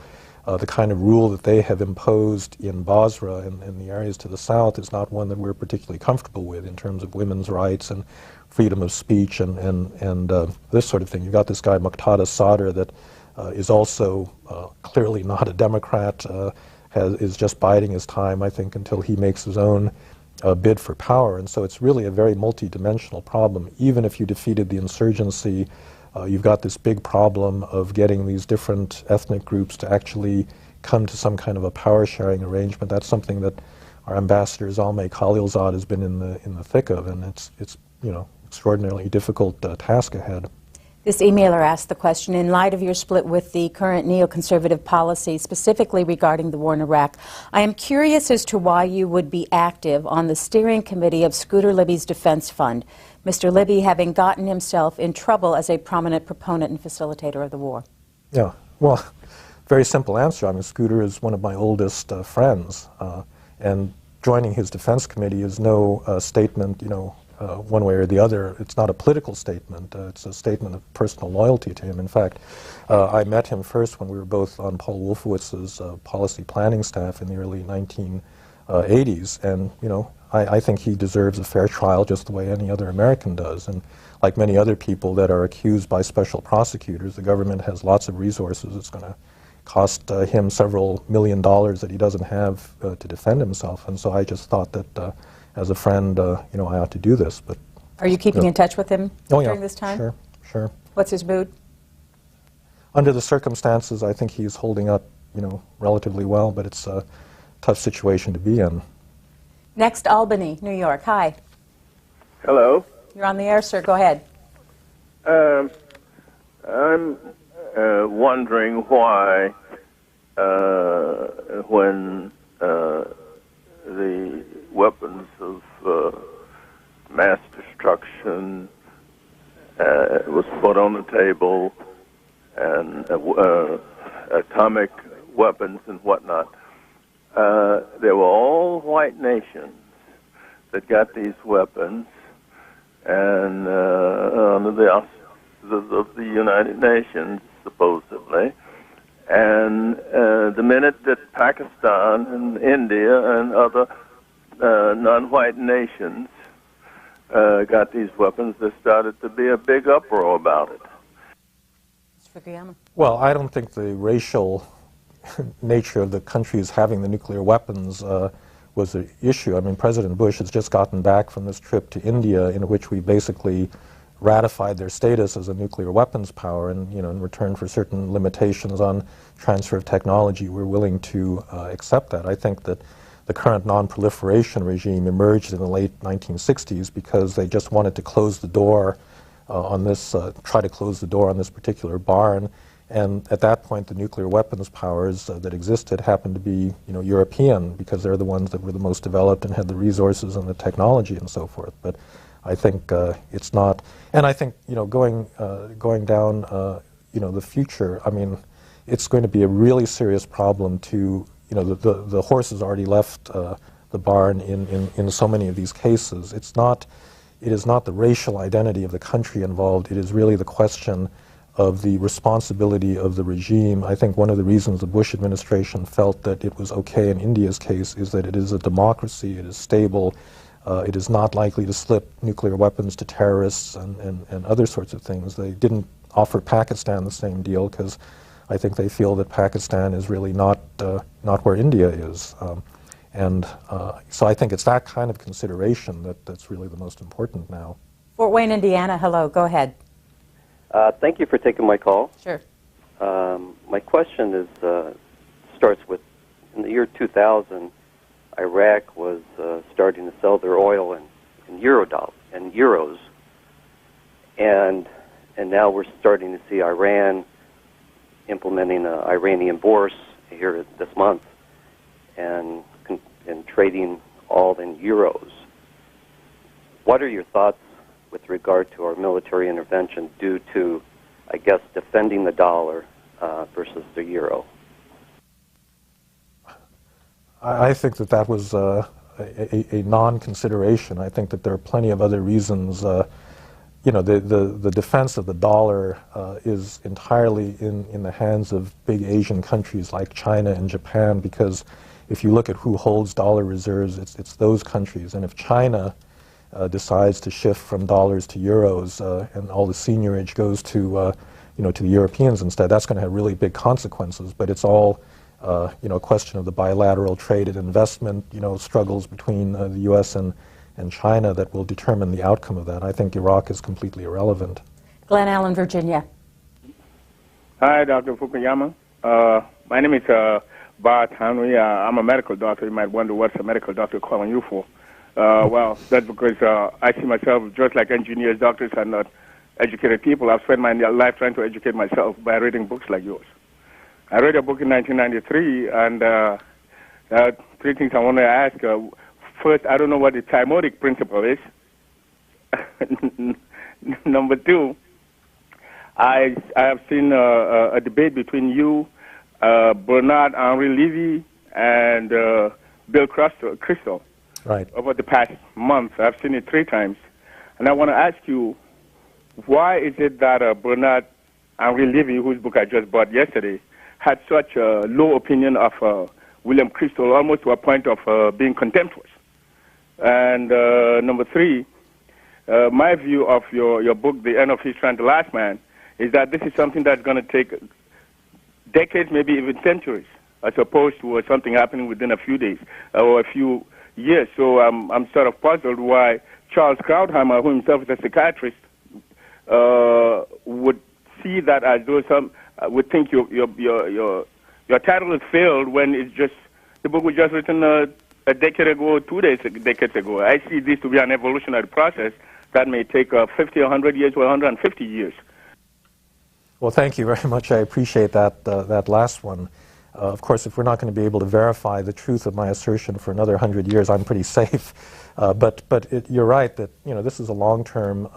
The book was about a very long-term process of modernization, and I think that if you'd looked at this situation in the 1930s, things would have looked pretty grim. If you'd looked at it at certain points in the Cold War, they also would have looked pretty grim. But you have to ask whether there isn't a larger process over the decades and centuries that that has led countries to develop certain kinds of institutions. On the question of Bernard-Henri Lévy and Bill Kristol, we did have a debate because Bernard-Henri Lévy, in writing this book about the United States, criticizes both me and Crystal for very different reasons. I don't think he was contemptuous of Crystal. He says that in many ways he really respects Crystal because they share a belief in the universalism of democratic values, and he would much rather have someone that stood up for the use of force to defend those values than one that was simply indifferent. But what he actually disagreed with was the fact that Crystal also bought into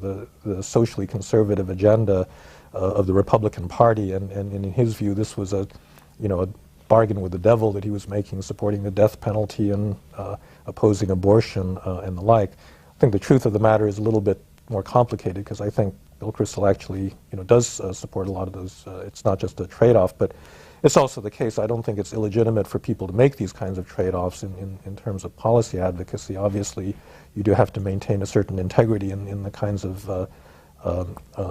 of views that you support.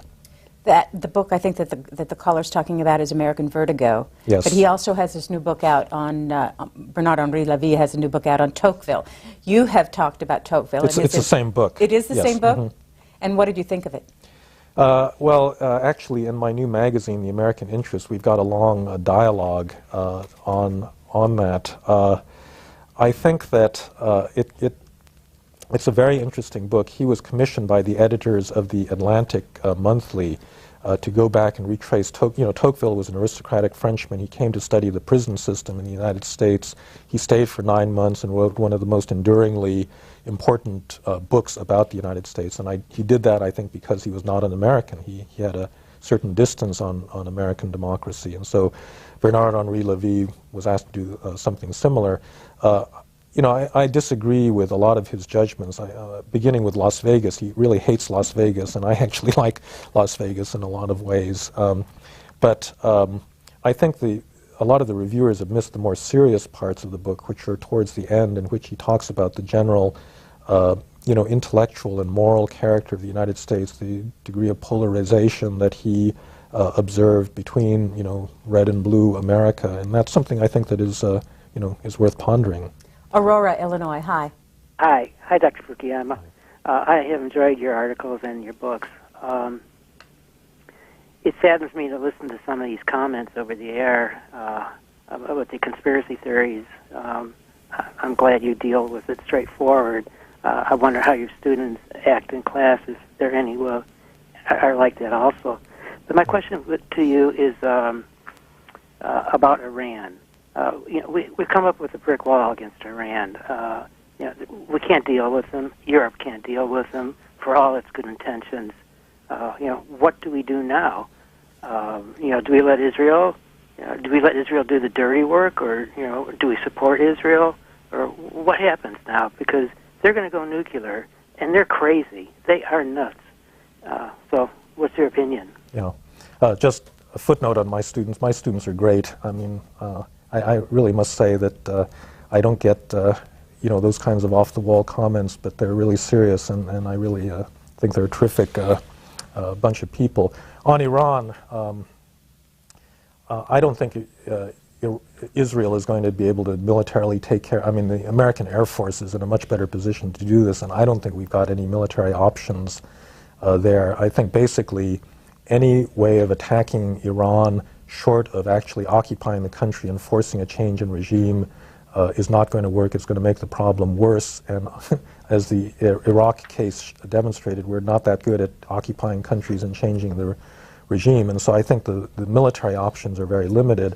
I think that, at the moment, the hope of getting the IAEA to recommend taking this to the Security Council and building as much international support for sanctioning them is about the best that we can do. I don't have any illusions that this is going to force them to back down, because I think, there was a moment right after the Iraq War where they were scared and they may have been willing to make some concessions, but as the chaos grew in Iraq, I think they made the decision that they're actually safer having a nuclear weapon than not, and it's very hard to figure out what's going to persuade them to give that up, and I think you're right, it is a very dangerous situation. Out to the West Coast, Santa Rosa, California. Yeah, hello. Thanks for taking my call. Doctor, I just read an article in the Times, an excerpt from your book, you stated, in effect, that Leninism as practiced by the Bolsheviks was tragedy, and the Leninism of the neocons in American foreign policy is farce. Do you not think that farce is a poor choice of words when you consider the number of Americans and Iraqis killed and maimed in this war? Well, it was not meant to be a reflection on the, that moral dimension of the occupation. I mean, that things recurring first as tragedy and second as farce is a phrase from Karl Marx from the 18th Brumaire. It's this famous thing that he said about Louis Napoleon. I think that it is a farce in the sense that, if you want to use political power and military power to force a political objective, what Lenin did was he really used power. He was brutal. He was, he was a dictator. He didn't mind locking up a lot of people. There was no complaining about, abuses of human rights. He shot a lot of people and so forth. And so, in a sense, if you, really want to be Leninist, you have to accept the consequences of that you're going to torture people and you're going to do things. We can't do that, and that's why I think we are just not good Leninists. But even beyond that, I think, within the realm of things that we would do as a decent democratic society, there's still a lot of things that we didn't plan for because we're just not an imperial people. I mean, George Bush in 2000 campaigned against nation building because I think there's a lot of hostility to this idea that we're going to go to foreign countries and try to remake them and spend a lot of blood and treasure doing that. And so I think that it's kind of a reflection of our haplessness in this whole nation-building exercise and the relatively poor, with a few exceptions as noted before, Japan and Germany, but by and large, if you look at that record, it is not a terribly encouraging one. Wichita, Kansas. Yes. Am I on? Yes, you are, sir. Go ahead, please. Two things. We're fighting this war on drugs here in the United States, and I was just wondering when the U.S. Army and the Bush administration was going to finally do something about the opium and trade in Afghanistan and get rid of it, burn it, whatever you have to do, or if they're afraid that this is going to cause more uprising in Afghanistan if they do that. The second question, after World War II, Germany, one of the war crimes against Germany was the illegal invasion of Poland. Are we going to be held responsible for that in the future? Thank you. On the question of opium production in Afghanistan, that's a really tough problem because something like maybe 40% of their GDP now is based on producing poppy for the opium trade. And it's something that everybody is worried about and they don't really know how to handle because in that very weak government, the ability to crack down on opium producers is very limited. That happens to be a crop that nets a farmer much more money than a legal crop, and given how desperately poor they are, unless you can go in and fund alternative kinds of crops, which we're trying to do in some measure, it's very hard to staunch that flow. Obviously, the Kabul government, Karzai's government, doesn't control enough of the country to really crack down. We've had lots of experience, a lot of it, unfortunately, pretty negative for the countries concerned in Latin America with spraying and other sorts of things. I hope we don't get into too much of that in Afghanistan because it really is very alienating to the people involved. This emailer from Savannah, Georgia brings us back to the classroom when he asked the question, do you have any comments or opinions on the conservative or neocon movement to abolish tenure in our university systems? Well, gee, I didn't know that there was a neocon movement to abolish. Is there a movement to abolish tenure? There's, well, not that I've heard of. As a tenured professor, I think it's a terrible idea. That obviously would destroy the university. But quite seriously, it is an odd institution because every other change in the labor market in the United States has been to remove tenure from people that thought they had it. So that in American corporations, IBM and General Motors, people used to think that this was a lifetime commitment, and they've, unfortunately learned that it wasn't, and that the loyalty of the organization to them was pretty limited. And we've done that for the sake of efficiency and, greater productivity and so forth. And so academia is the one place in which you've got this big bastion of people that basically, don't have to answer for their actions, or they're not accountable in the same way that other people in the economy are. The classic justification for that is academic freedom, that if universities could simply hire and fire people at will, the process will get politicized. It's not just economic efficiency, it's also political correctness and a lot of other things.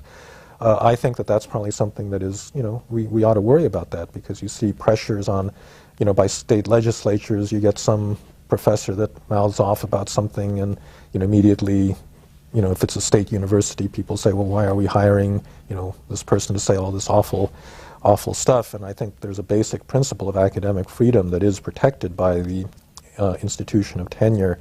On the other hand, I think that it does, like all entitlements, it creates an entitlement mentality on the part of a lot of the people who have it, and it reduces opportunities for younger academics that don't have tenure. And so I think that there's probably, there are probably other models out there without abolishing tenure across the board. There are probably other models for hiring academics over the long run that, might serve as competing, ways of promoting scholarship and good teaching. Are there too many liberals in higher education today?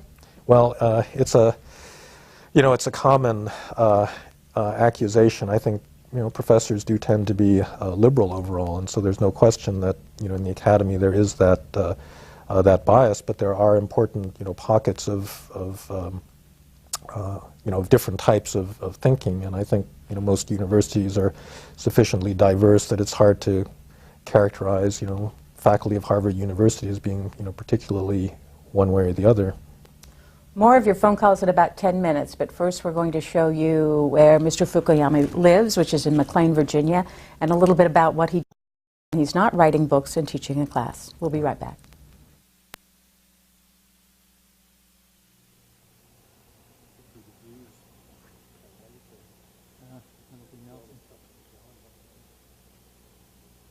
This is a piece of furniture that you've made? Mm-hmm. Could you tell the story of how you made this? Well, this is an absolutely classic Federal Pembroke table. The design of these things was really set in the late 18th century, so there's no creativity involved. But it came from a walnut tree that fell down in my backyard about 10 years ago. And being a cabinet maker, it was a big opportunity. So I took the walnut tree, I cut it up with a chainsaw, which is a really messy job if you've ever tried to cut a tree into boards by that method. And it took 2 years for the boards to dry, 1 year outdoors and 1 year indoors. And then I milled them into planks. And I designed, using AutoCAD, the table on the computer and came up with blueprints. And at that time I had a really nice shop set up in my basement. And so I, in the course of, I would say, it probably took a good year of woodworking. But I did all the inlay. I did not actually create that inlay in the middle of the table. You buy those, but you have to route out a place for them and all of the banding and so forth. And if you notice, one important detail, which probably only a woodworker will see, is on the side of the drawers. The dovetails are all hand dovetailed. You cannot do that on a machine. You can't get those narrow pins, and so that's all cut out with a chisel and a very fine saw. What got you started in making furniture? Well, it was actually when I was in the State Department in the early 1980s, working for, when George Shultz became Secretary of State. I would go up to the Secretary's suite on the top floor of the State Department, and it's just beautifully furnished with federal, mostly federal period, late 1800s furniture. And I always admired that, and I knew that I would never be able to afford any of that furniture just buying it on my own, so I figured, well, let's figure out how to make it yourself. So I just, in the course of a few years, taught myself what was necessary to make a reproduction. So it's not creative at all. As I said, the design of a Pembroke table is absolutely fixed. The height and the ellipse and everything, the dimensions are all very well established, and so you just get those out of a book. But the execution is the, I guess, the real craft of it. Here's another piece that you made. Yes, this is another classical federal card table. This is not from a tree from my own yard. but it is a very nice North American walnut, and it's a table that was used in colonial days. It's got a gate leg, and people would play whist or whatever sitting around it. But again, you know, the difficult thing, it's completely nerve-wracking to do a curved inlay like that because you do it with a router, and you know that if your hand slips, that entire piece of wood is no good, and you've got to start all over again. So that's, you know, I think that's really the skill involved. But and once again, these kinds of card tables, you see them quite a lot in colonial houses and well-to-do colonial houses. Design was something that was very well established by the late 18th century. Do you know anybody else who just decided to teach themselves how to make these and learned them, or you belong to any clubs or anything, or is this just something you decided to do? You can do it, and you buy videos, and you know, there's a lot of guys that teach themselves how to remake, you know, automobiles and federal card tables. So I don't think it's that big an accomplishment. But had you done any woodworking before? Not really, not really. Yeah, no, you got to learn a few tricks in order to avoid losing a thumb, because it can get a little tricky with all the power tools.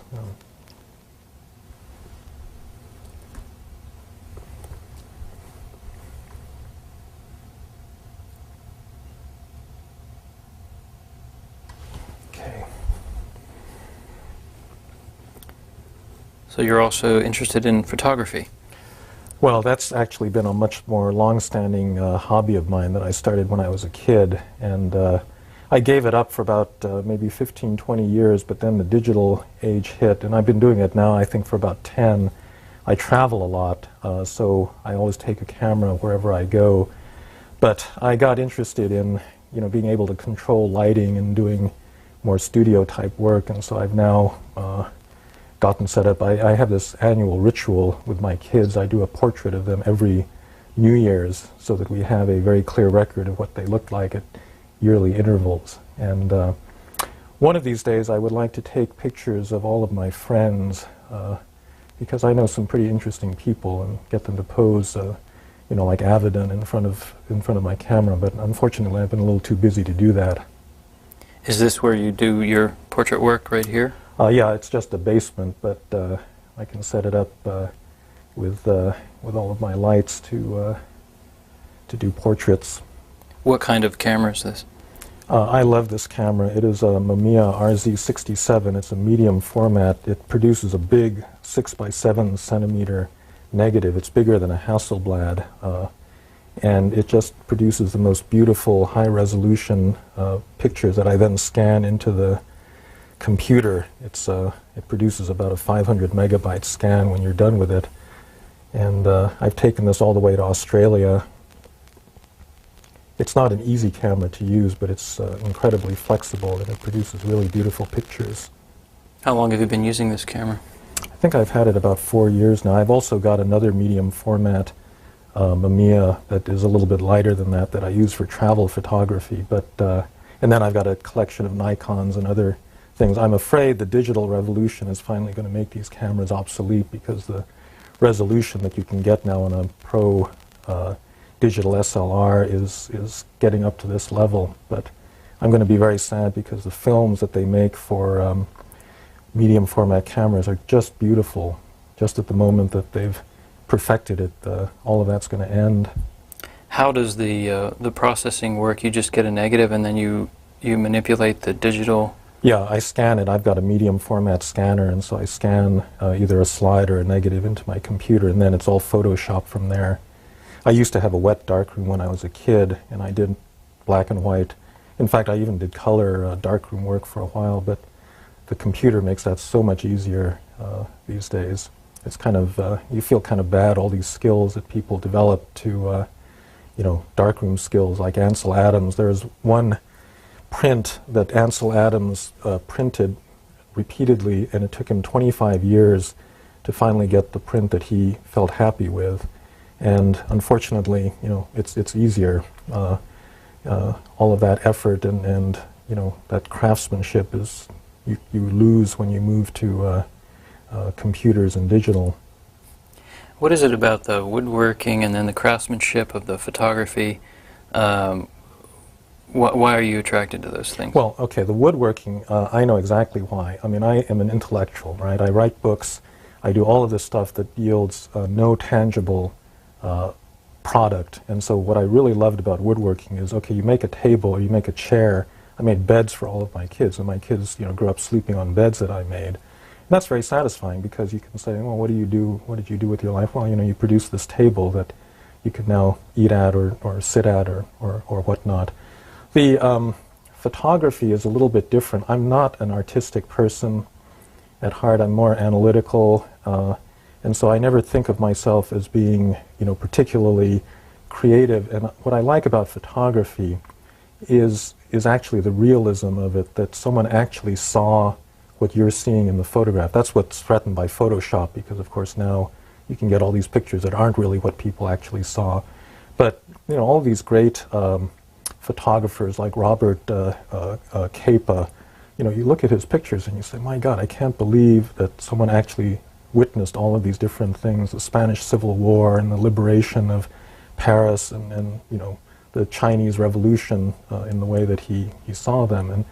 And so it's something where you can do something that's beautiful, but it's not it's not completely under your control, and I guess that's what I like about it. And again, it's more of a craft, in my view, than an art.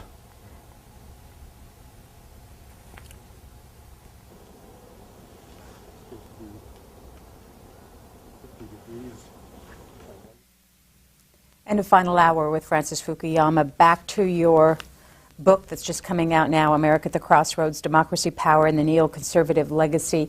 You write in this book, democratizing the Middle East is something that is desirable in its own right, and not because it will solve our problem with terrorism. At another point, you also say that the rhetoric of the terrorism needs to be lowered. What are you saying here? Well, first of all, the theory that the Bush administration had put out about the war on terrorism was that the root cause of terrorism was the lack of democracy in the Middle East, and that even if it was a multi-generational task, that you needed to get at those root causes.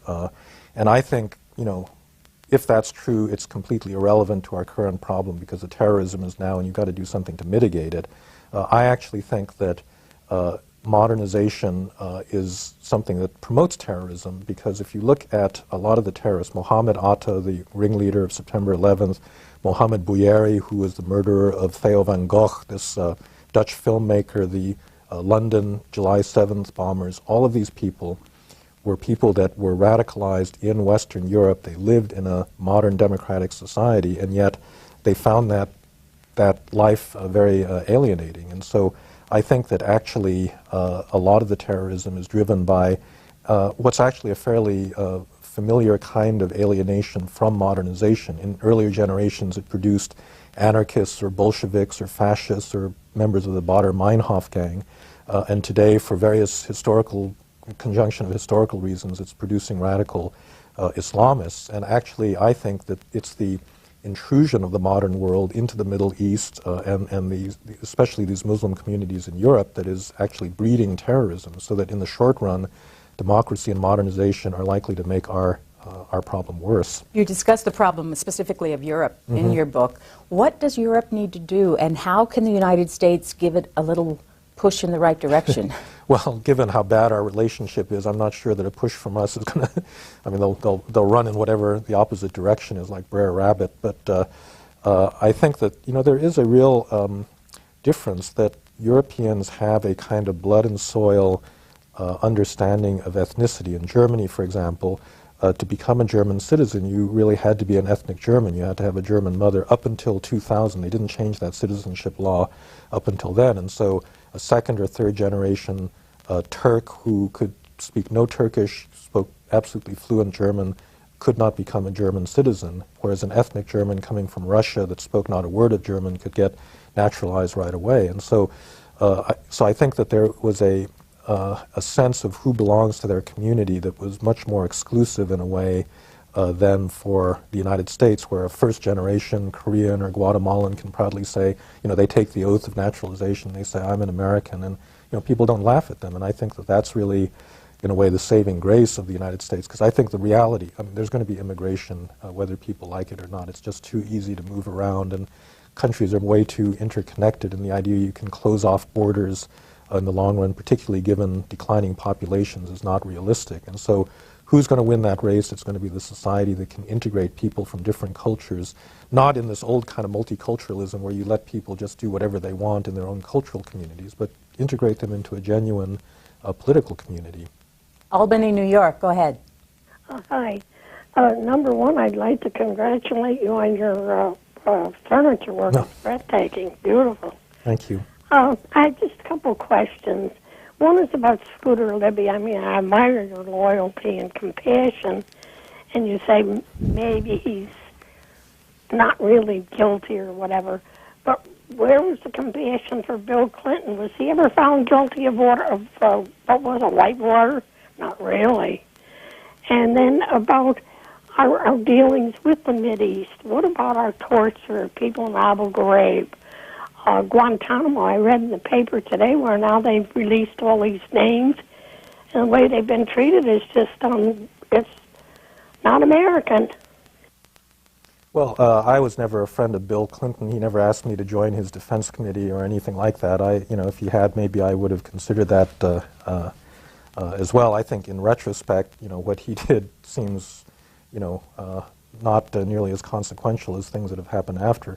On the question of Guantanamo and Abu Ghraib, I just think that is such a mistaken policy not to shut those operations down, immediately, because I think that the damage that they are doing to our reputation around the world is just staggering. And I think people that don't follow the way these things are covered in Europe, in the Middle East, in other parts of the world, simply do not understand that this is Guantanamo is a nightly thing on the news. Now, maybe that's motivated by anti-Americanism and a lot of hostility, but the reality is it is out there, and it completely undermines our ability to promote things that we want, like a rule of law. I mean, when people, when we say we want a rule of law and a liberal order in the Middle East, people laugh at us and say, well, these are the people that brought us, Abu Ghraib. And so I think it's been an extraordinarily costly policy, and I think the rearguard action, the administration to, first of all, deny that it was happening and try to force the accountability only on the lowest people in the process is was a tremendous mistake. Hopestown, Florida. Yes, good afternoon. Thank you for C-SPAN. Welcome. First of all, in answer to the prior call, Bill Clinton, in effect, admitted his guilt when he paid an $800,000 fine in lieu of a perjury charge and resigned from the Arkansas bar. Now, that aside, before the break, your last assertion was that the Harvard faculty is somehow integrated ideologically.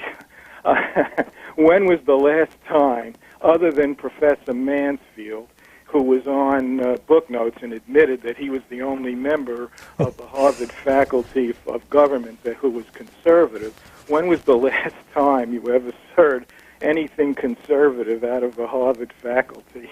I'm sorry, I have to beg to differ with you. Well, maybe you're right.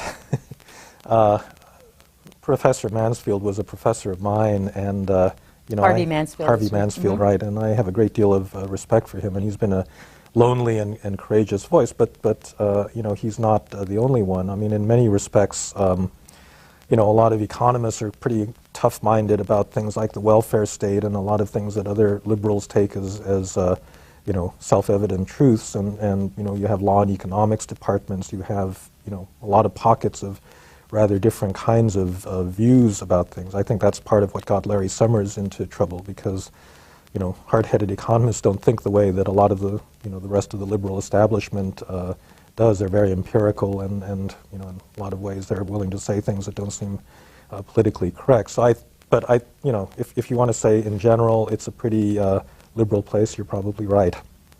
Frank Tedeschi from Washington, D.C. emails this question. I'd like to know if Francis Fukuyama's views Samuel Huntington's Clash of Civilizations argument any differently after September 11th, the Iraq War, terrorist acts in London, Madrid, and Indonesia, and the cartoon riots than when it first came out. Mm-hmm.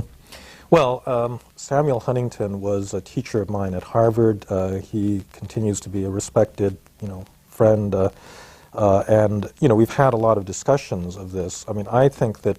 I'm sorry to interrupt, but is it fair to say that his argument of clash of civilization is pretty much the opposite of your argument at the end of history? And I think in a lot of introductory international relations courses we're paired as kind of different views of the world. And I think that's true because I believe that there is a kind of universalization or universalism to the modernization process that will transcend cultures, whereas I think he thinks that these cultural givens are pretty permanent and are not going to be transcended. So there is a real difference there. Now, after September 11th, I think he himself did not say that this is an example of the clash of civilizations, and he worried, as I did, that if you don't play your cards right, it is going to escalate into something that looks like it.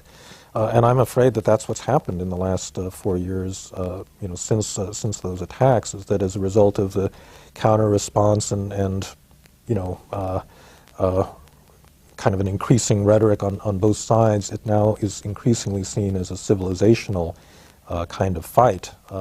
I don't think it needs to be. I think one of the really important tasks in as we go forward is to make sure that people don't see this as a civilizational thing where somehow no self-respecting Muslim can support democratic institutions just because they come out of the West, or that we in the West somehow see all Muslims as a fifth column. I mean, that would just be a terrible outcome for this. And so it's something, this clash of civilizations is something that it's got some potential, but I think it's really a model in a way that we want to avoid.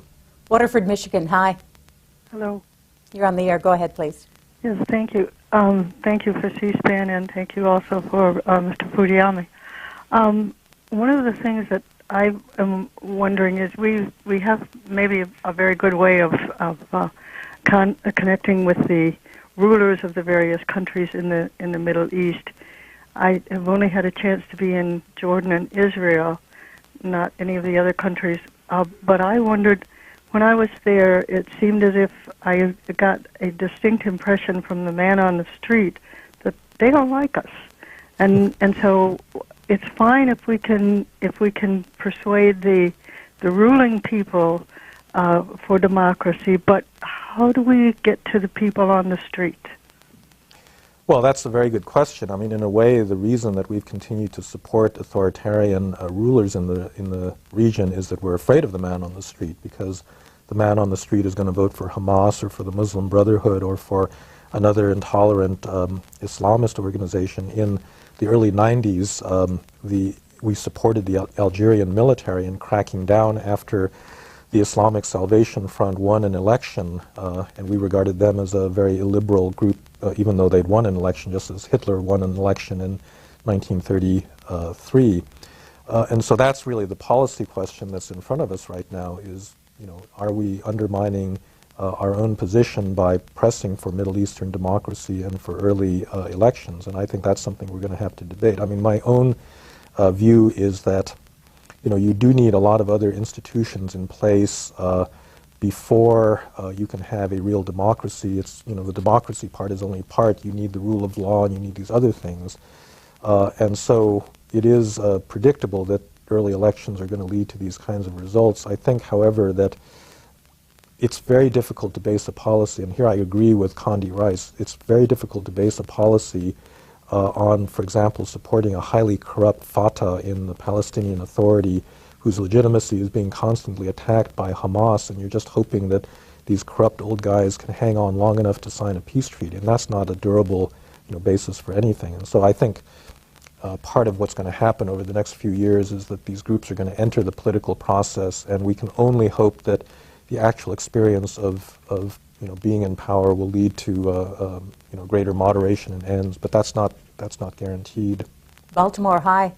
Hello. I wanted to ask the professor about George Bush saying that a lot of people are racist, that they don't think the Middle East can accept democracy, and you mentioned that even in Germany and Japan, they had certain institutions, and the democracies that we kind of imposed there were nothing like our democracy. And don't nations have to develop their own institutions of democracy rather than being imposed on them within a 2 to 3 year period? That's a very good question. I think that, the narrow assertion that something cultural prevents either an Arab or a Muslim society from ever becoming democratic, that's obviously wrong, but it's also kind of a straw man, because I don't think that was ever the real issue. The question is, can you, as you said, develop institutions, or are there habits, traditions, cultural practices, tribalism, the importance of religion, a tradition that doesn't separate religion and politics? Well, these things make it more difficult to create a real liberal democracy in a place like Iraq.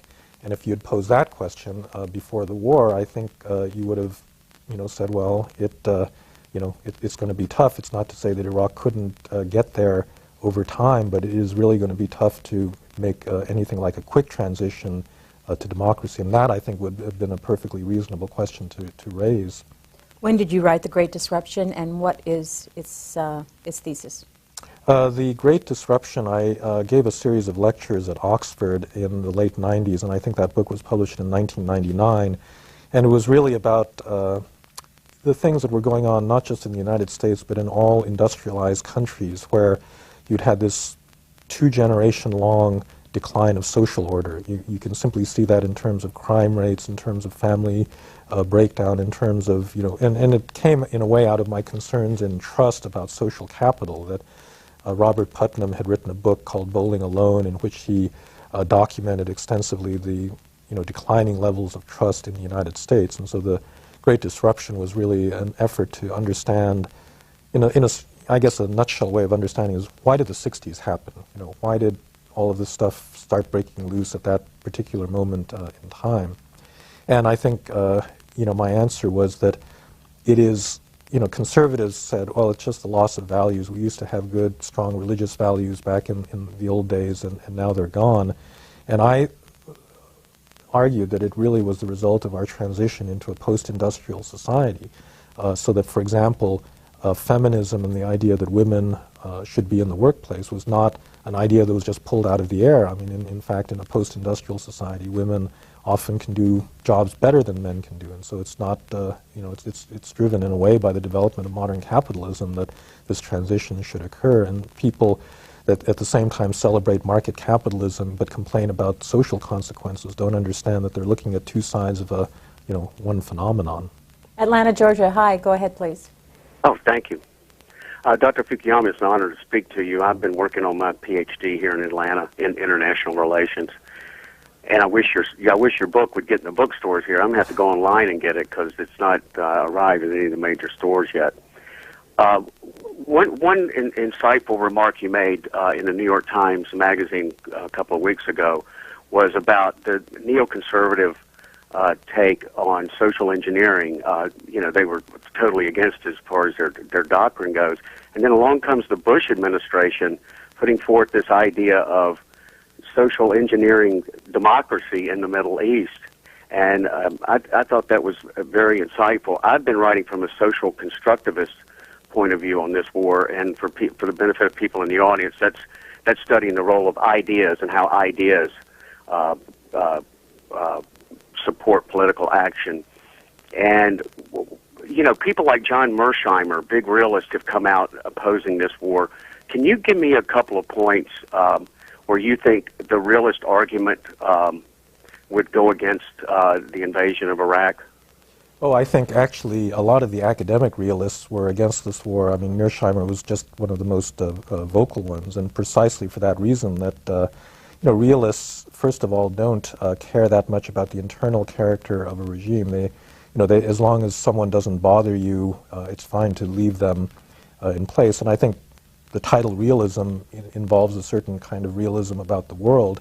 Henry Kissinger, who's in a way the dean of practicing realists, has always cautioned against what he regarded as a tendency among Americans to be messianic in their desire to spread democracy at the expense of our concrete national interests. And so I think it was there was a lot of realist skepticism about the ability to pull off the democratization of the of Iraq. There was a lot of skepticism about how much of a threat, and these are from people that are fairly hard-headed in thinking about military threats, but there was some skepticism about how big a threat Iraq really posed, whether you couldn't actually deter even Saddam Hussein with nuclear weapons through conventional deterrence, and certainly we're skeptical about the connection between Saddam Hussein and Al-Qaeda. Next is Asheville, North Carolina. Yes, Mr. Fukuyama, I have two questions. Are you a Christian, and do you believe that after Iraq is stable and democratized, that Christian ministries will go to Iraq and spread Christianity? And why do you ask the call? Oh, she's gone. Well, I'm happy to answer that. Sure. Actually, my family is Christian, and it's interesting that on both sides of my family, there were Christians who were converted to Christianity in Japan, both on my mother's side and my father's side. My grandmother was quite a devout Christian, my father's mother, and my father himself was a Protestant minister. He went to seminary. He was a Congregationalist and actually worked for part of his career for the United Church of Christ.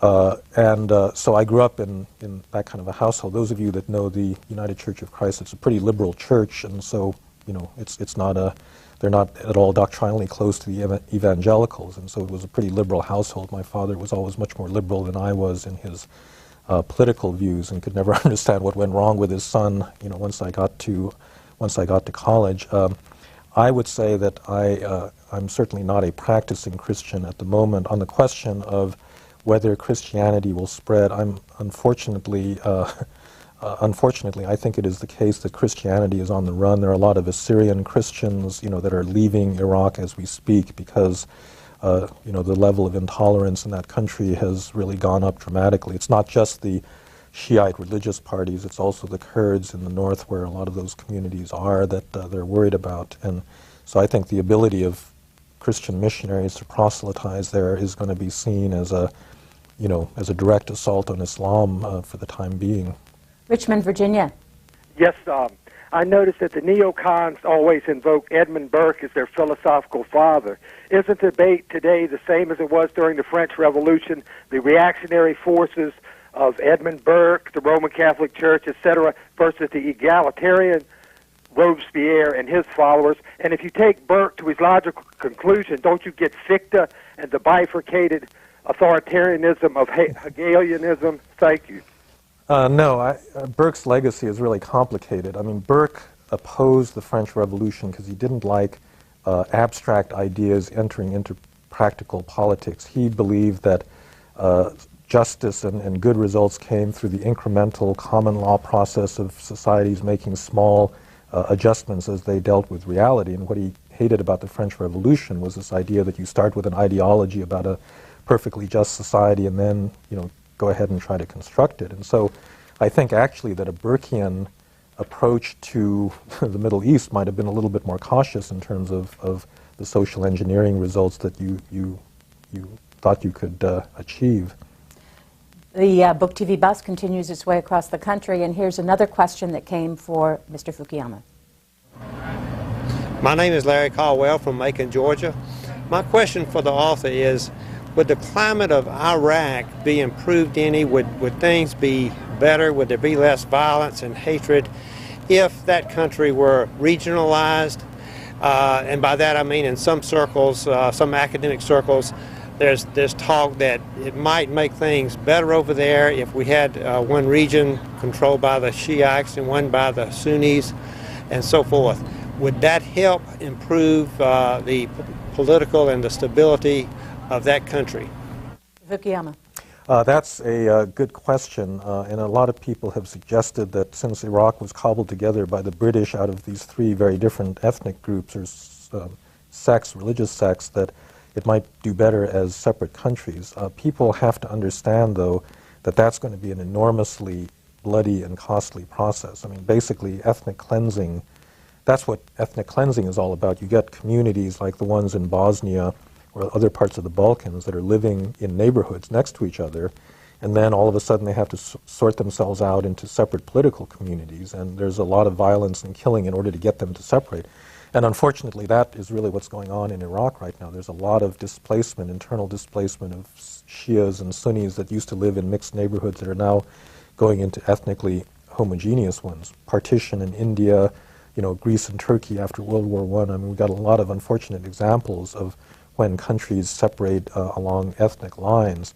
Now, it may be that this is a necessary process in order to produce, a final result that's stable, that this kind of sorting out is going to have to happen. But I think that it's been a good policy not to support that and to try to have a tolerant, multi-ethnic and multi-sectarian Iraq established, because the transition process to 3 different regions is going to be awfully bloody. But you said, that it might be necessary. Do you think the American people have the stomach to watch that?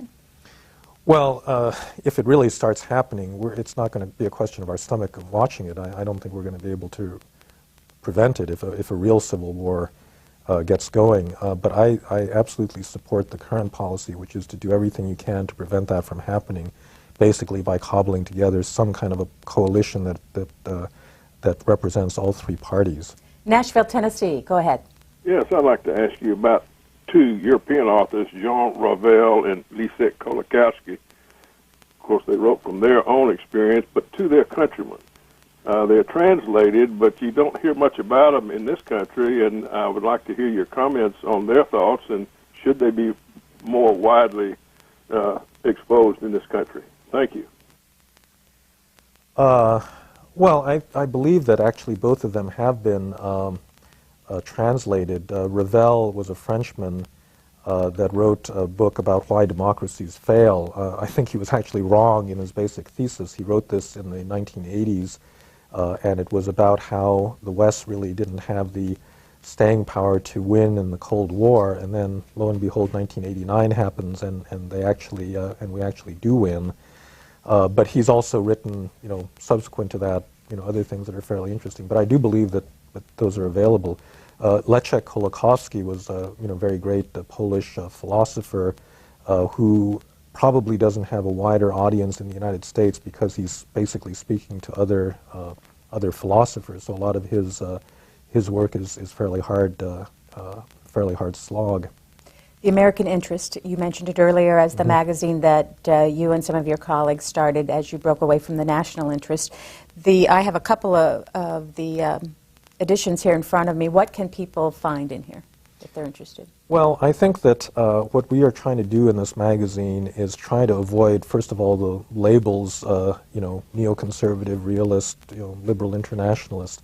One of the things that we need is some serious debate. Everybody comes to policy with their minds made up, pro or anti-war and this sort of thing. And what we've tried to do in this magazine, it's edited by a extremely capable editor, Adam Garfinkel, and it really has a wide variety of views, serious views. So we're not just trying to promote debate and fireworks for the sake of that, like the talking heads on TV, but longer articles that are more analytic, that use information and empirical evidence to generate some more serious alternatives for American foreign policy.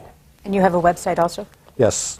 It's theamericaninterest with hyphens.com. Okay, and here is one, we showed 2. Here's the third cover that was the second edition for winter 2005. Next call, Las Vegas. Hi. I was wondering, I love the show. Okay, have you ever read The End of Faith by Sam Harris? And if you can say, why don't you think the world's violence would be lessened by the elimination of religious myths? Well, I've not read that book. As I said in response to an earlier caller, I just don't think that you can eliminate religion, because I think religious belief is something that's very deeply ingrained in the way we are as human beings. I think religion actually does a great deal of good. The civil rights movement in this country was driven, back in the days of the Civil War, the abolitionist movement was religiously driven. The civil rights movement in the 1960s, Martin Luther King, these were all religious figures. And so religion, plays a very positive role in society, and therefore it's not a question of religion or no religion, it's the kind of religion that you have. And I think the problem now is that you've got this very politicized and very militant form of Islam. This exists in the Hindu world, it exists among Christians, it exists among Jews.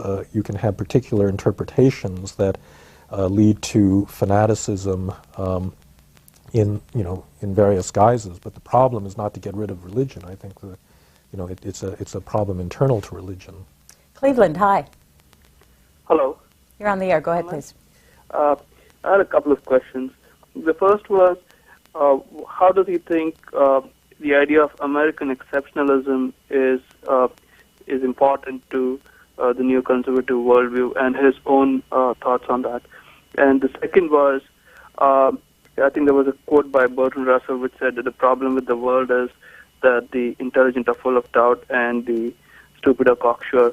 To that, following that line, does he think that the American kind of characteristic impatience with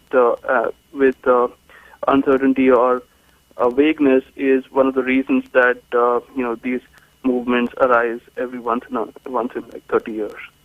The intelligent are full of doubt. Well, on the question of American exceptionalism, I do think that that was actually quite important in the way that both some neoconservatives and the administration itself thought about this problem. American exceptionalism is just the general observation that the United States is really different from other developed democracies in a lot of ways.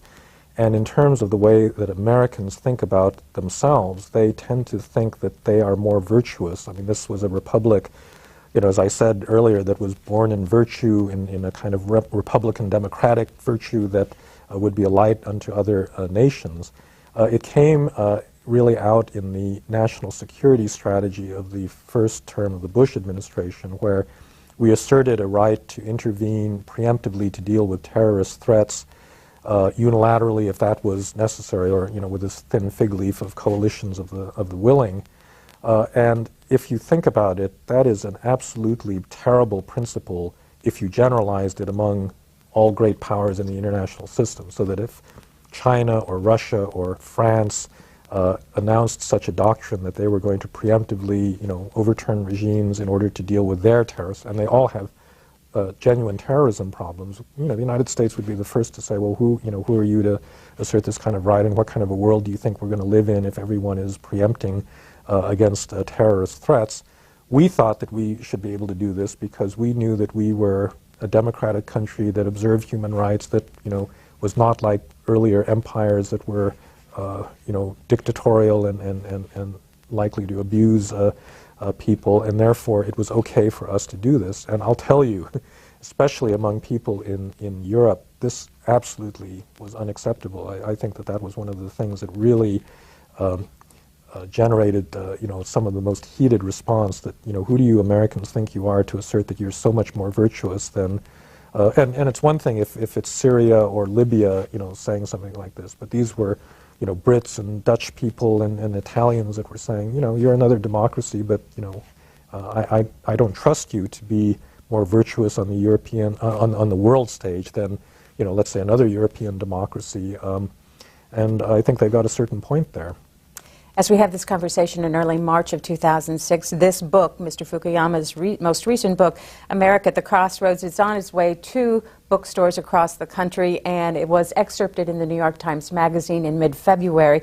That has already caused some reaction across the board, and we wanted to share a little bit of it. One is Christopher Hitchens, who wrote in Slate. He wrote under a liberal who supports the war. He wrote in Slate this past week, Fukuyama's essay betrays a secret academic wish to be living in normal times once more, times that will restore the authority of foreign policy realist in the tradition of Henry Kissinger. Fat chance, Francis, he says. Kissinger is moribund, and the memory of his failed dictator's club is too fresh to be dignified with the word tradition. Well, Christopher Hitchens obviously did not read my book, and he evidently didn't even read the article, because in a way, the article was saying precisely the opposite, that the neoconservative view that you needed to promote democracy, that you needed to worry about how rulers treated their citizens was absolutely correct. It was just a question of the means. And so I think, his criticism is, it's a very peculiar one, that somehow he thinks that you're not, if you don't have this really macho attitude towards, the use of force and standing up to dictators, you're not serious about democracy. One of the points that I was trying to make was that we have done a lot to promote democracy around the world. We did that in the Philippines in 1986, Poland and Hungary in 1989, Taiwan, South Korea, the no referendum in Chile in 1988, Serbia, Ukraine, lots of other places. But these are all things that were not the result of American military power. They were the result of other kinds of policy instruments. But the most important thing was that these transitions happen on a schedule that is ultimately determined by the populations involved. And, you know, our ability to speed things up, you know, we can be very helpful in many ways, but it's not our timetable that ultimately determines these things. I'm not exactly sure where you say this, but I think I'm correct. As you said that when we leave Iraq, when the soldiers leave Iraq, if there is a democracy there, it will not look like the democracy that Americans are accustomed to seeing. Mm-hmm. Was that a warning to us? Well, yeah, I think it's pretty evident. I mean, if you go to Basra right now, where the Shiite parties have been in control right since the invasion, I think you'll see what the future of a lot of Iraq is going to be, where it is a religious, it's a pretty theocratic religious order in which women, have to wear the veil, and liquor stores are closed down, and there are limitations on, freedom of speech and the like. The Constitution, has some guarantees over that, but I think what's happening on the ground is probably more indicative of the future reality that we're going to face. And if this sectarian violence gets worse, that's just going to, it's going to mean that in all of the communities there's going to be less respect for, for rights and rule of law. Next is Milwaukee. Hi, go ahead, please. Good afternoon. Want to shift gears just a moment if I could. Professor, drawing upon your 10 years as a professor, what has been your experience in working with students regarding their political or intellectual literacy level? That's number one. And number two, have you witnessed an ideological landscape of one form or another regarding your professorial colleagues? Well, I'm actually the wrong person to ask. When I was at George Mason University prior to coming to Johns Hopkins, at that point, in the public policy program, we only had doctoral students, and so it was not a representative sample of American students. And in my current school at SAIS, we only have MA and doctoral students. So again, we don't teach undergraduates. And so I think a lot of the concerns that many people have legitimately had about how our elementary and high schools are not producing people with sufficient literacy about, the way the world is, and they don't learn languages, and they don't learn about, other societies, and they don't learn the most basic facts about their own country. That may well be true, but it's not something that I would be really in a position to see. And again, it's probably just my own particular situation. I've thought I've had terrific colleagues at both institutions that have had actually a pretty diverse range of political views. Santa Cruz, hi. California, go ahead. Hi. I was hoping I would come on right after the Hitchens observation. That would have been such a perfect segue into what I was going to ask. It's been my observation that there's a certain level of, among the neoconservatives, of a kind of a dismissive arrogance. I'm thinking of people like Krautheimer, Pearl, of course Bolton, and people of that ilk who tend to simply say, the sense I get is that we know better, don't bother me, is generally the way. And you mentioned Bonaparte earlier, and it was kind of what got me thinking about this. I mean, it ultimately led to catastrophe. And so I don't want to keep beating on that drum. As you might gather, I'm not particularly fond of these people, but I'd wonder about your observations regarding that attitude in having the most powerful nation in history led into the 21st century by people with this kind of, if you'll excuse me, I mean, that people who just seem to have never emotionally graduated from junior high school. Mr. Fukuyama. Well, I think it is probably the case that there was a self-confidence, in the advocacy for the war that struck me listening to a lot of the advocates of the war as something, as you say, bordering on a great deal of arrogance and certainty that they were right about the outcomes. And I think if you look at the various assertions about the consequences of the war and the cost to the United States and so forth, you see a lot of that. I don't think that the war was the result of this conspiracy by this little cabal that somehow influenced all the big principals in the administration to behave in a way that they weren't inclined to as a whole. But I do think that there were certain things. I mean, first of all, the fact that this started with, a lot of this was fed by intellectuals who began with a kind of abstract view of the way that the world worked, or certain ideas about, interpretations of history, probably reinforced a set of policies that tended to not be influenced that much by reality, so that it took a long time to convince people that the WMD weren't there after the war was over, and we continually failed to come up with them. The other thing that I think was just terribly damaging was what I would call bureaucratic tribalism. Anybody who has worked in the U.S. government knows that this happens all the time, that the different big agencies develop an us versus them attitude where you then become, basically a team player, and it's your team winning rather than the other. And it works both ways. And so in this case, it was kind of the Vice President's office and the Pentagon versus the State Department and large parts of the intelligence community.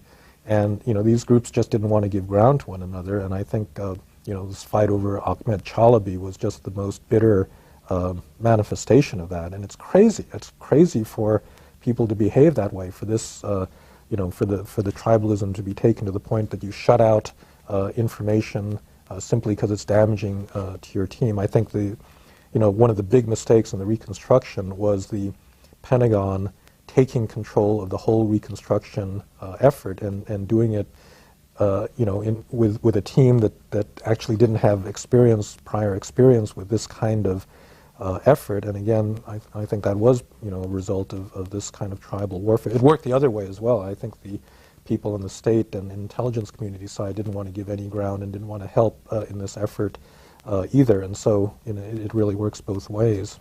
You make a prediction for the future of the neoconservative movement in terms of Iraq in your new book. What is it? Well, I think that I find it hard to believe that things are going to develop in such a way that Iraq will look like a big success. And in fact, there's lots of easily imaginable scenarios whereby Iraq is going to look like, a big policy failure, maybe the biggest one since the Vietnam War. And so therefore, I think, the people that were strongly in favor of it are going to lose credibility. And so I think, unless either they change their approach or kind of open up to kind of honest assessment of what went wrong, their ideas are going to be displaced by others. That's part of the reason that I wanted to start the American Interest, because I think that what we've now come to associate with the neocons is not the right set of ideas. I think the classical realist, Kissinger realist, those are not the right ideas either, and we really need a serious debate in this country that gets past all the backlash against the war, that will establish, what are realistic means for pursuing, things like democracy and human rights around the world in a way that protects American interests. Is there fallout from the end of a neoconservative movement that you think could be really, in terms of other issues too? Well, there may be. I mean, in just to stay in international affairs, I think there is going to be a big backlash against democracy promotion, simply because the Bush administration has made this such a central issue.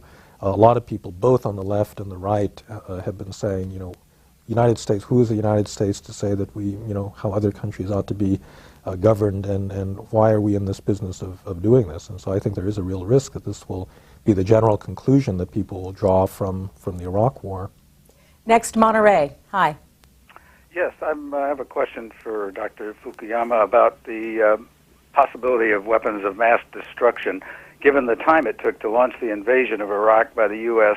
and its coalition forces, do you give any credence to the idea that Saddam Hussein could have transferred any weapons he might have had to across the borders to either Syria and possibly even Iran?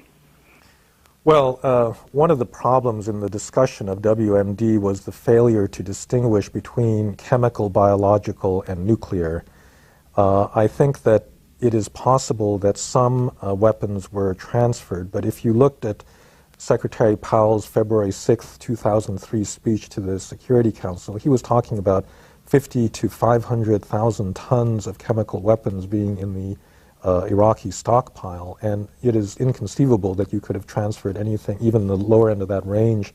You could not have transferred that without it being noticed. And I think similarly with a nuclear program, some components you could have transferred out. But what's interesting, the Iraq Survey Group, when they interviewed all the people involved in it, it was a kind of amazing compartmentalization, because everybody was convinced that Iraq had weapons of mass destruction, but just not their unit.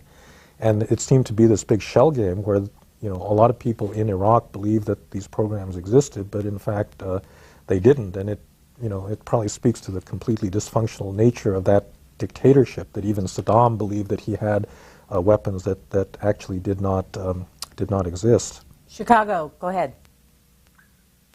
Hello, Professor. It's an honor to talk to you. I'm trying to pick up on a couple of themes that were talked about earlier. One person mentioned egalitarianism a while ago, and we talked about the causes of the foment of the 60s. And I wonder how you could, if you would compare some of Judge Robert Bork's thoughts in Slouching Towards Gomorrah on what happened in the 60s, and especially egalitarianism, radical egalitarianism. Thanks, caller. Well, I think that, you had a series of liberation movements and other social movements on the part of previously excluded groups. I mean, the big, one that kicked it all off was the movement on the part of African Americans for equal rights and the civil rights movement. And this then got picked up by the feminist movement, and now we have gay rights and other sorts of social issues. And all of these, I think, were necessary and important. The question is, the radical forms of it. There are certain forms that I think tended to, lead to results that were not good in many ways. And so, that was one of the themes in my book, The Great Disruption, that if you ask why you had this general decline in so many social indicators in terms of criminality, teen pregnancies, drug use, and so forth, a lot of it was due to this basic disruption that happened in the family and in neighborhoods and communities that was in turn driven by women entering the workplace and a lot of the that type of social egalitarianism. Now, my own view is that this was necessary and it was important, but it did bear some consequences. Sterling Heights, Michigan. Hi. Go ahead, sir. I wanted to ask the professor, do you honestly believe that the democratic system can actually work and take place in the states such as Iraq or Afghanistan or any nation in the Middle East? If I understood the question, do I think that things will work out democratically? Or in terms of democratic. Well, Iraq and Afghanistan are different. I've thought right from the beginning, actually, that Afghanistan was doing better in many ways. Although they're in trouble, I mean, the Taliban has been making a comeback this year, but in a sense there is greater consensus in favor of the new Afghanistan there because of the trauma that they've been through as a result of a generation of civil war. In the case of Iraq, I think at the upside you could get a democracy that bumps along. It will be a very weak state. It'll be very fractured. It will not be liberal in many key respects, and it could be minimally stable. I hope that we get an outcome like that. I think it's a little hard for me to imagine a better upside at this point than that. If you'd like a complete list of Mr. Fukuyama's books, you can go to his website, Francis Fukuyama, all one. Join us as Book TV's In Depth welcomes Francis Fukuyama, author of the hotly debated book, The End of History and the Last Man, and professor at the School of Advanced International Studies at Johns Hopkins University in Washington, D.C. Francis Fukuyama, New York journalism professor Robert Boynton, among quite a few others have termed you, or once termed you, a neoconservative's neoconservative. When was that true, or was it true, and when did it begin to change? Well, being a neoconservative is not like being a member of the Communist Party or something. You don't sign up and get a membership card.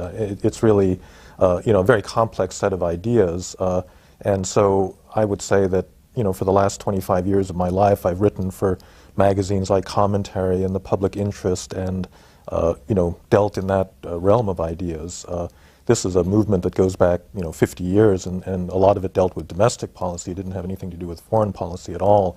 I think that really it was in the late 1990s that the attitude towards the outside world began to shift. There's a big effort on the part of people like Bill Kristol to define a much tougher American foreign policy that was much more based on power. And I think that's really the point at which I started, disagreeing, and it really took the Iraq War, the build-up to the Iraq War, to fully convince me. So I would say, in the year prior to the actual beginning of the Iraq War is when I would say I got off the boat.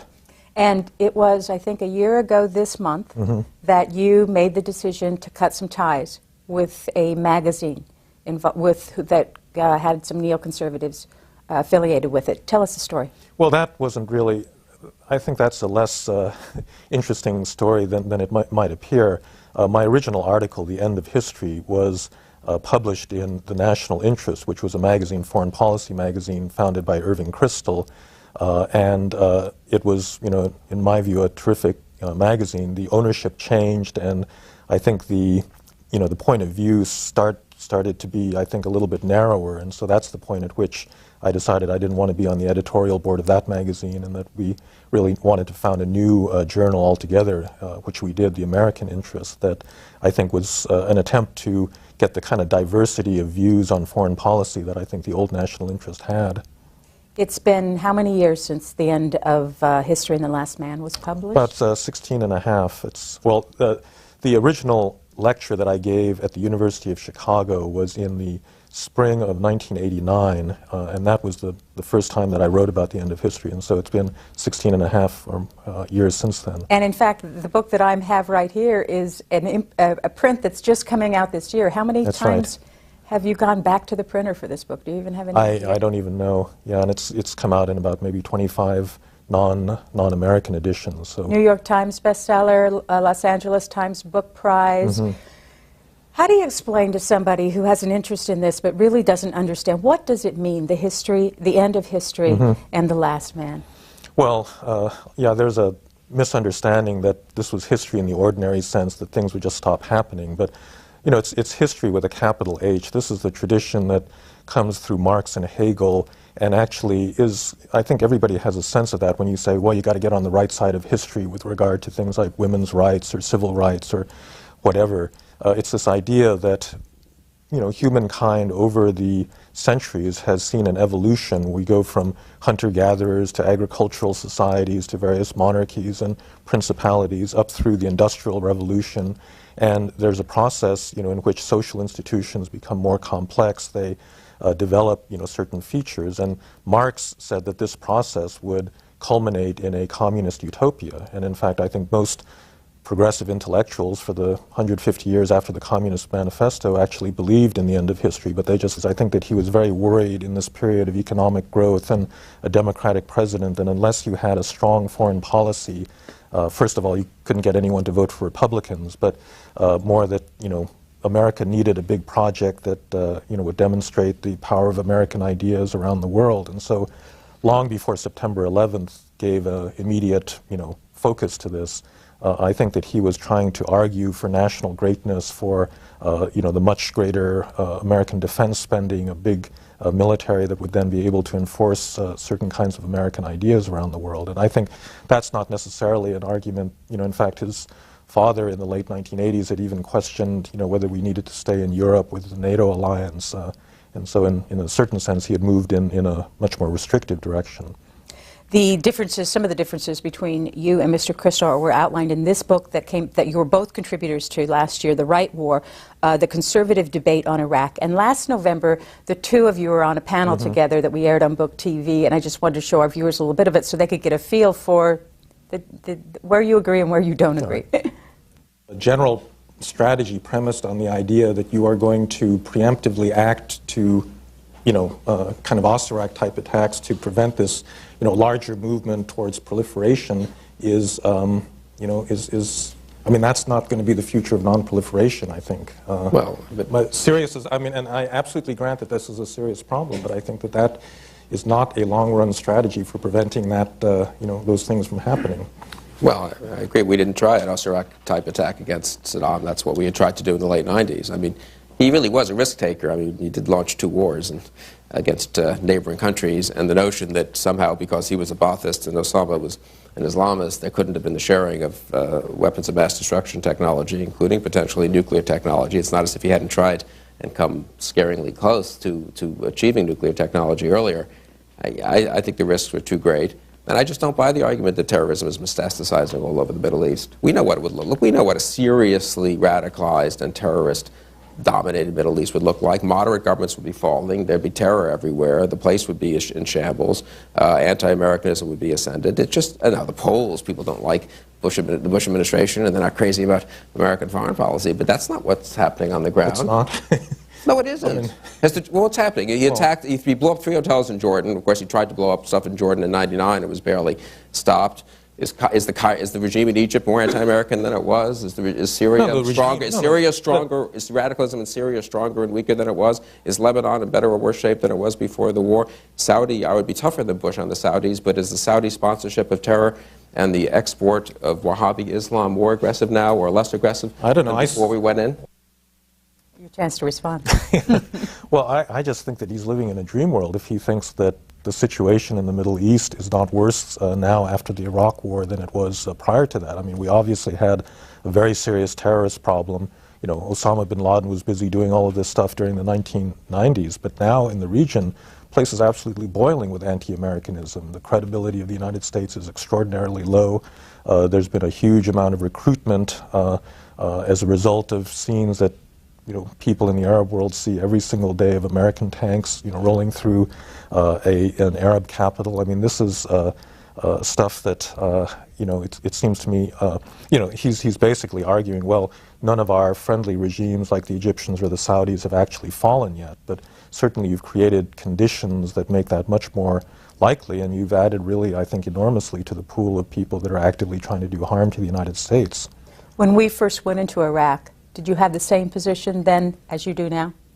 Well, as I said, in the year prior to the Iraq War, I had actually started, thinking this through much more carefully, and my feeling was that, I didn't predict the intensity of the insurgency that has emerged. I mean, even thought the end of history would be communism, and my argument was simply that we didn't seem to be going there. This was written just before the collapse of the Soviet Union. And the idea was that there did seem to be this process of modernization. There was development. People wanted to live in modern societies. But the kind of modern society that we seemed to be ending up at was liberal democracy and market-based capitalism, not socialism. And so, in a sense, we're getting off this train of history one stop before where the communists and the Marxists said that we'd get off. So your critics are saying now that with the Iraq War, that was a mistake, that you were wrong.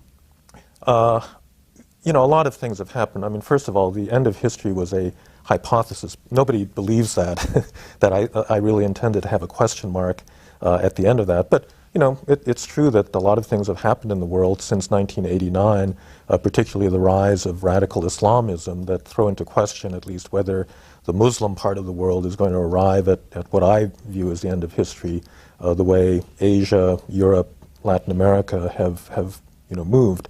So I think it's something that we have to keep an open mind about.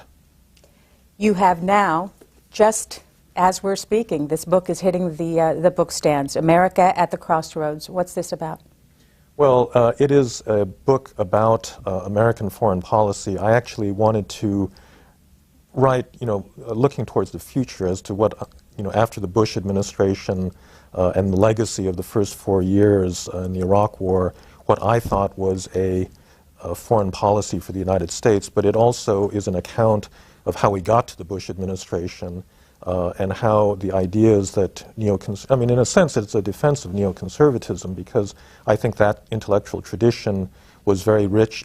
It could have been interpreted and was interpreted in a lot of different ways. It got taken in a certain, I think, over-militarized direction prior to the Iraq War and became, one of the intellectual justifications, that set of ideas for what happened. And I thought that was a mistake, and the book is really, explaining how that mistake was made and where we go from here.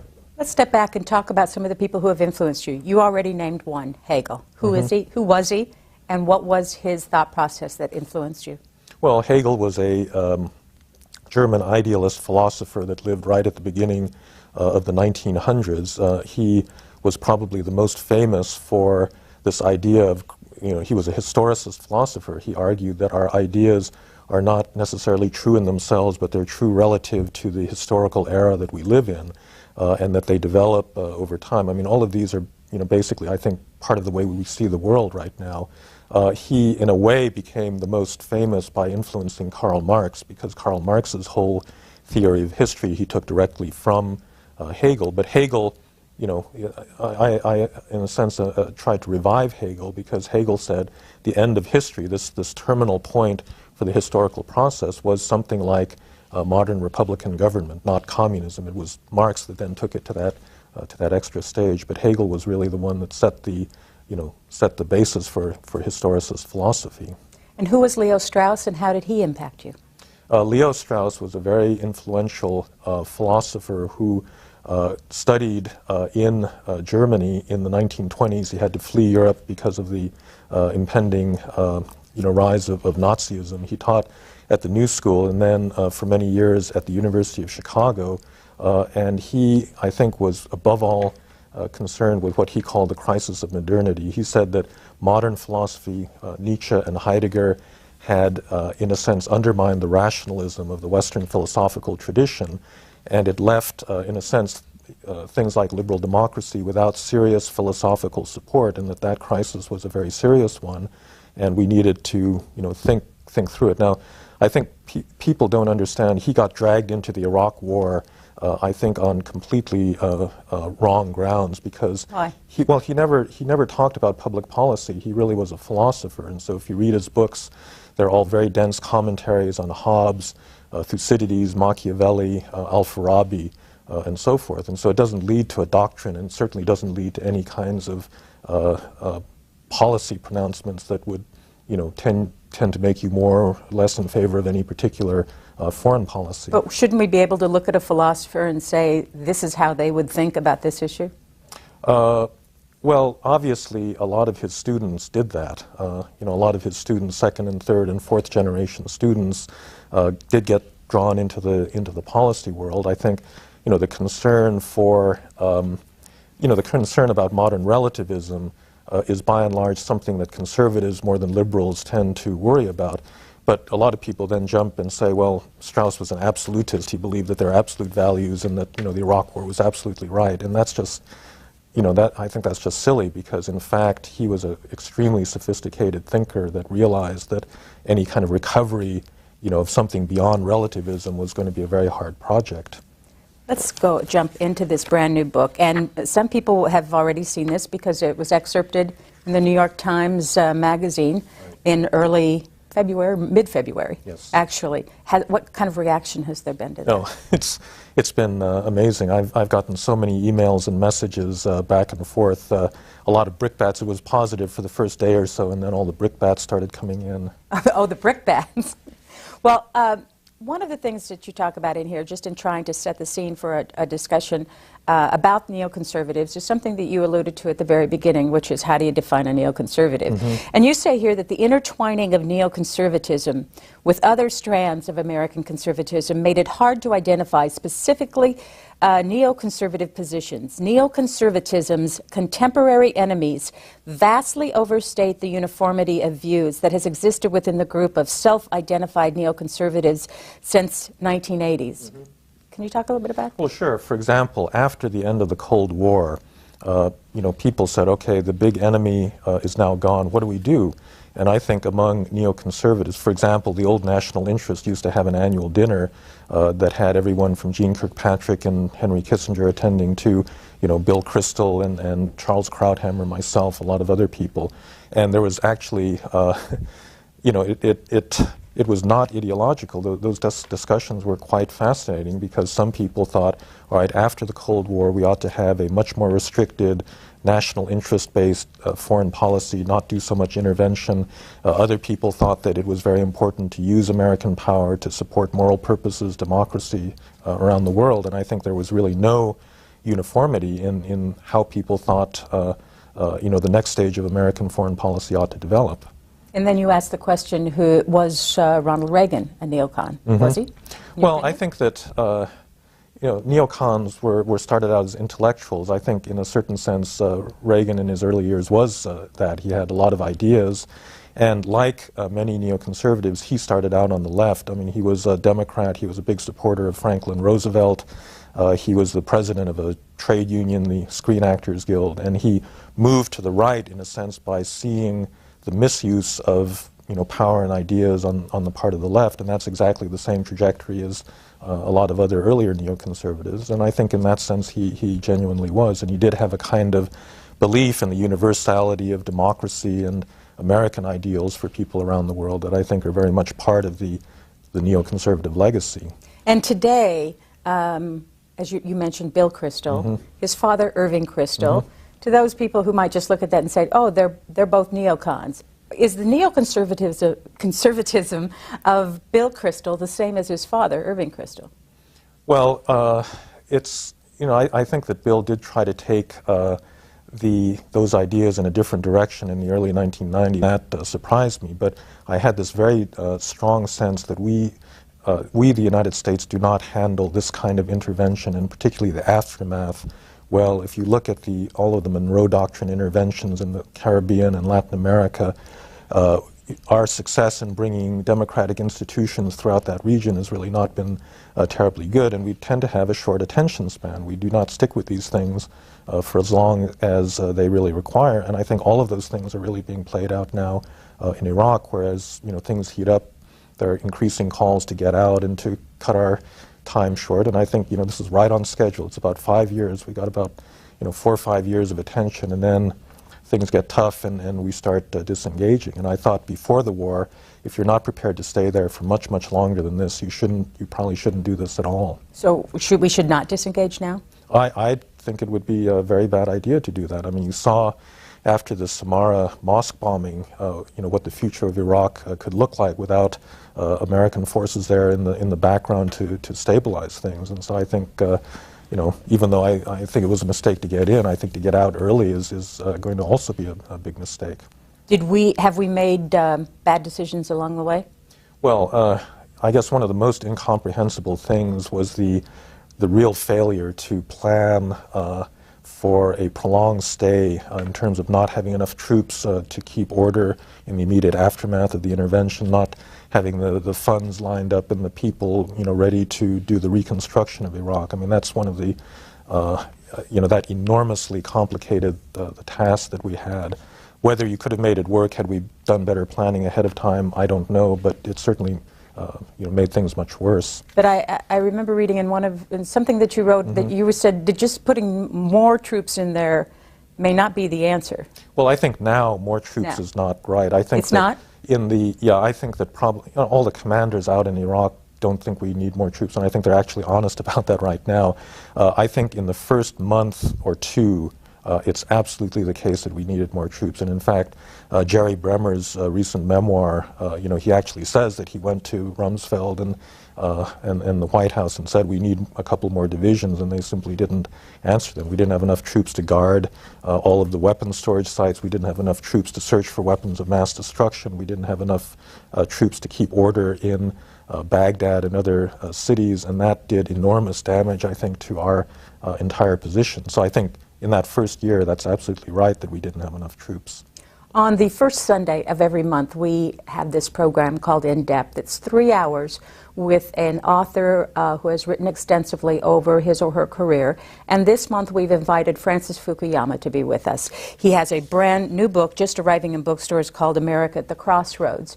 And we're going to talk about that, but also some of his previous work, such as Nation Building, Our Posthuman Future, Trust, The Great Disruption, and of course, the one that caused you probably to become much more well-known than any of the others, The End of History and The Last Man. Here's how you can join us if you would like to. We have divided our lines so that we get a variety of opinions. For conservatives, 202-737-0001. For liberals, 202-737-0002. And for all others, 202-628-0205. We also will be taking your emails throughout this 3-hour program, and the email address is booktv@cspan.org. I want to go back to the closer to the end of this brand new book, because there's another name in here in which you say we should look to for the future of our American foreign policy, and you say it's Bismarck. Who was Bismarck, and why should we look to Bismarck for our future of foreign policy? Well, Bismarck was a great chancellor who he was a leader of Prussia who led Prussia into a war with